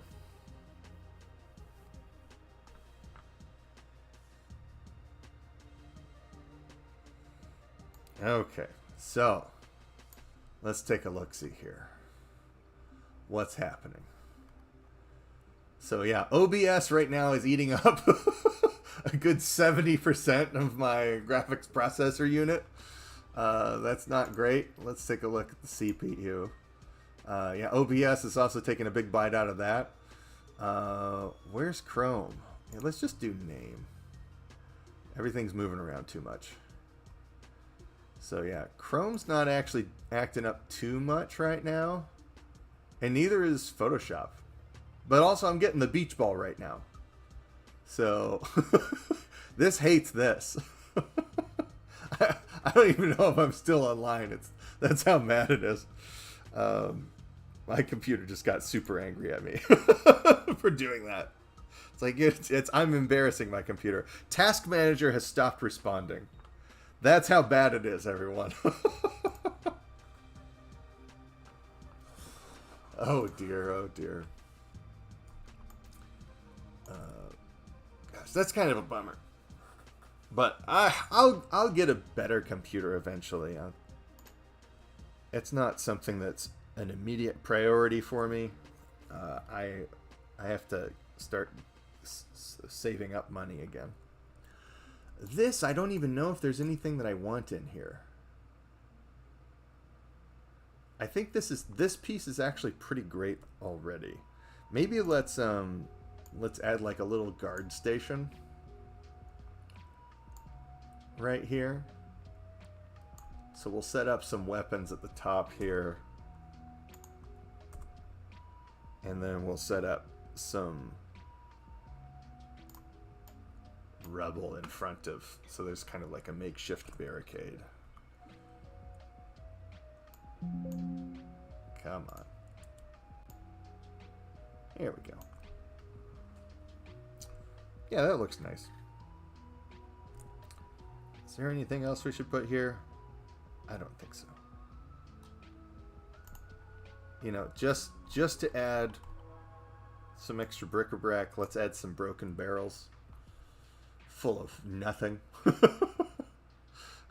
They're just RPG barrels. Don't ask too many questions about the barrels. Yeah, that way it's fits in enough. It's like, oh yeah, there's some stuff on here. Okay, let's flatten that. My computer was yelling about disk space from when it first BS eats up the GPU, and then when you're doing art stuff, it takes up more GPU because the stream stutters sometimes. Yeah, I think you're absolutely right. I think you're right.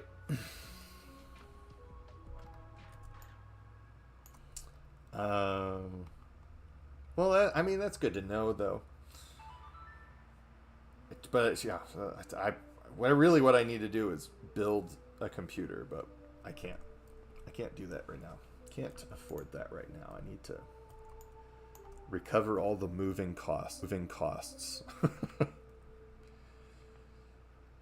First. I am in fact only a teacher, so first time catching the stream, Kyle. When did you get into that art style? Well, let me tell you. Let's take a little field trip to not shedwarf.com admin. Just regular shedwarf.com. So, back in the day, spoilers. So back in, actually, January 2016, I launched a webcomic called The Savage Beard of She-Dwarf. And this was my big fantasy comic. It's all hand-lettered. And I'm using the same basic techniques that I'm using today, and the exact same what's it called? Color palette that I'm using for these things. Same micron, everything. And so this is kind of where I really learned what I wanted to do, and like the idea of like using color holds and masking for the lines and all that kind of stuff. Really kind of try to work out the what this color palette could actually do, and how to draw the eye and obscure other things. You know, like this is how I learned how to do it. I learned how to draw this way by drawing this way, and reading lots of Dragon Ball and you know, just kind of you know, looking at Jack Kirby, looking at Mike Mignola, and then also trying to do something that was making me happy, and kind of like solving interesting puzzles that I had for my process too. So yeah, that's kind of how I learned how to do this. I didn't go to school for art until my 30s, where I went to, you know, a fine arts program at the University of Cincinnati, so I could teach, which is what I'm doing now in Columbus, Ohio, at the Columbus College of Art and Design. The semester starts in 2 weeks, and I'm really excited.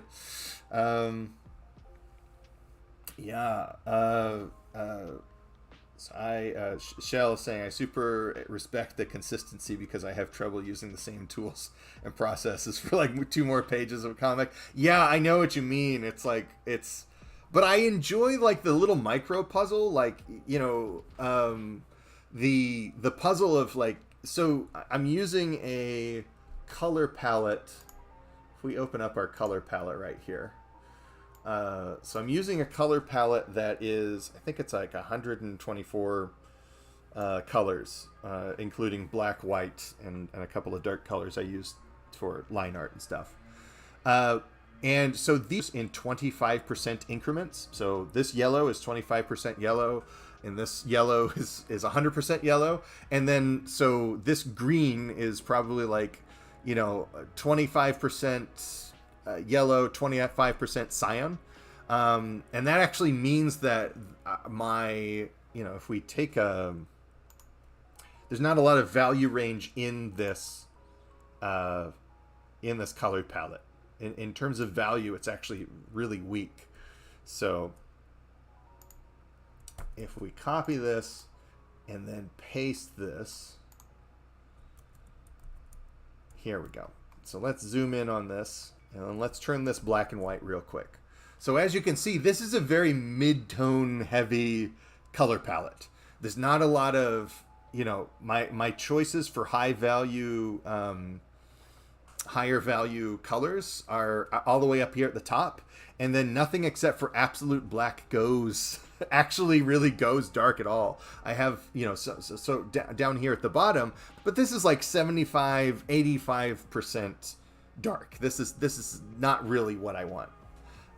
So just getting used to leaning on interesting hue contrasts to substitute for, or saturation contrast to substitute for the lack of value range in this was just like, it was just a really interesting puzzle that I was solving every time I was coloring it, which was probably why it took so long to color all of those pages. But it's those kinds of little challenges that kept me coming back, and why I now know this color palette like the back of my hand.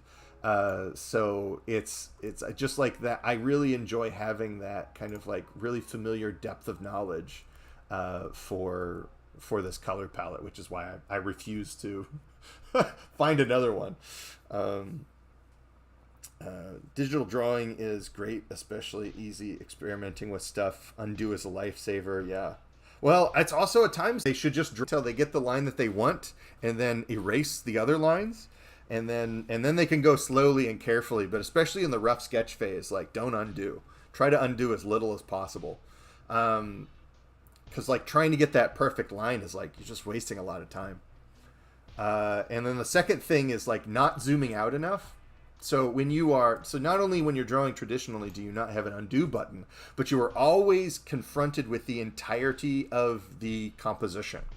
Right? So you're never spending too much time. Like I can't, drawing digitally, I can't draw here, zoom in so much and focus and draw like super small, like 2-pixel lines underneath the eyeball when, there's absolutely no detail over here on the stomach or what, like that kind of stuff. So there's a couple of, there are advantages, but if you're not mindful about how you're using them, they can absolutely waste your time in ways that traditional art won't. So just my point of view. And Akira Toriyama is one of the most influential artists of all time, I would wager. But certainly on my art. And thinking about your art, Marfs, that it's that way. Yeah. I love playing around with saturation and values. I made a snowy fox drawing with some white and suggestion of shadows. Yeah. That's some fun Ivan Earl stuff. I think, let's see, and I have more work to do. I have lots of drawing I want to catch up on. I need to close out before the semester starts, so I'm going to get an early start at it tomorrow. But if, I think another thing that it's stuttering more now is I turned the latency down. So last time there was like a 24-second gap between when I saw people chats and when I when they heard me respond to them. So I like the ease of conversation, but it definitely seems like it's the latency is. But in any case, if anybody else has any more questions or comments before we go, I think I will be. Have your previous students ever found my YouTube? Yeah, sometimes. Sometimes that happens. And I tell them, I have a strict policy, it's in the syllabus, that my students, as long as I am in charge of their grades, they can only contact me through school, which is a good idea for all professors. But I think it's really important to set boundaries and say, like, hey, here's my YouTube. You might find it useful, especially because I'm teaching 3 different game classes. And and one of them is specifically like in tabletop playtesting and zine making and stuff. So that I'm really excited for that class. But I'm probably going to use some of my videos as examples. But yeah, like I don't want them to be commenting on and getting different kind of, unschooled access to me. I need it all kind of to happen in the school email servers and stuff like that. That's my only concern. Take care, Morphs.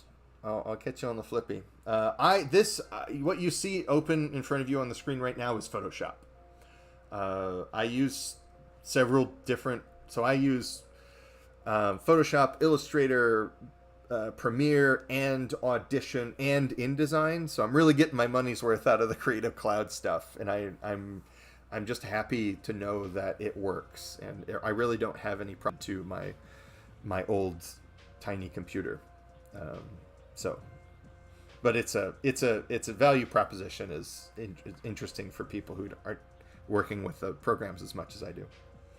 Cassandra saying, I saw your stream going and I wanted to watch. Sadly, I'm in the mountains with little Wi-Fi. Just wanted to say, well, thank you so much, Cassandra. That's very nice of you to say. We're actually about ready to wrap up. Hello, I just woke up. What's going on? That's what's going on. Dungeon chunks. So if we look at here, so I have several of these larger chunks of terrain that I put together in Photoshop that can then be recombined in a virtual tabletop such as Roll20 or whatever other thing. Foundry is the one that I like the best. So by easier for people to kind of make very quick things they want them to do. And it limits the amount of they'll feel like this is actually what people will appreciate, because it is a lot of work to actually arrange these things. Yeah, it's good to set back, go from being a teacher to a friend, harder from friend to teacher. Yeah, and I think it's really important to treat my students as my colleagues. But yeah, you that it's all healthy, and that they're not, that's how really tragic stories happen. People are making not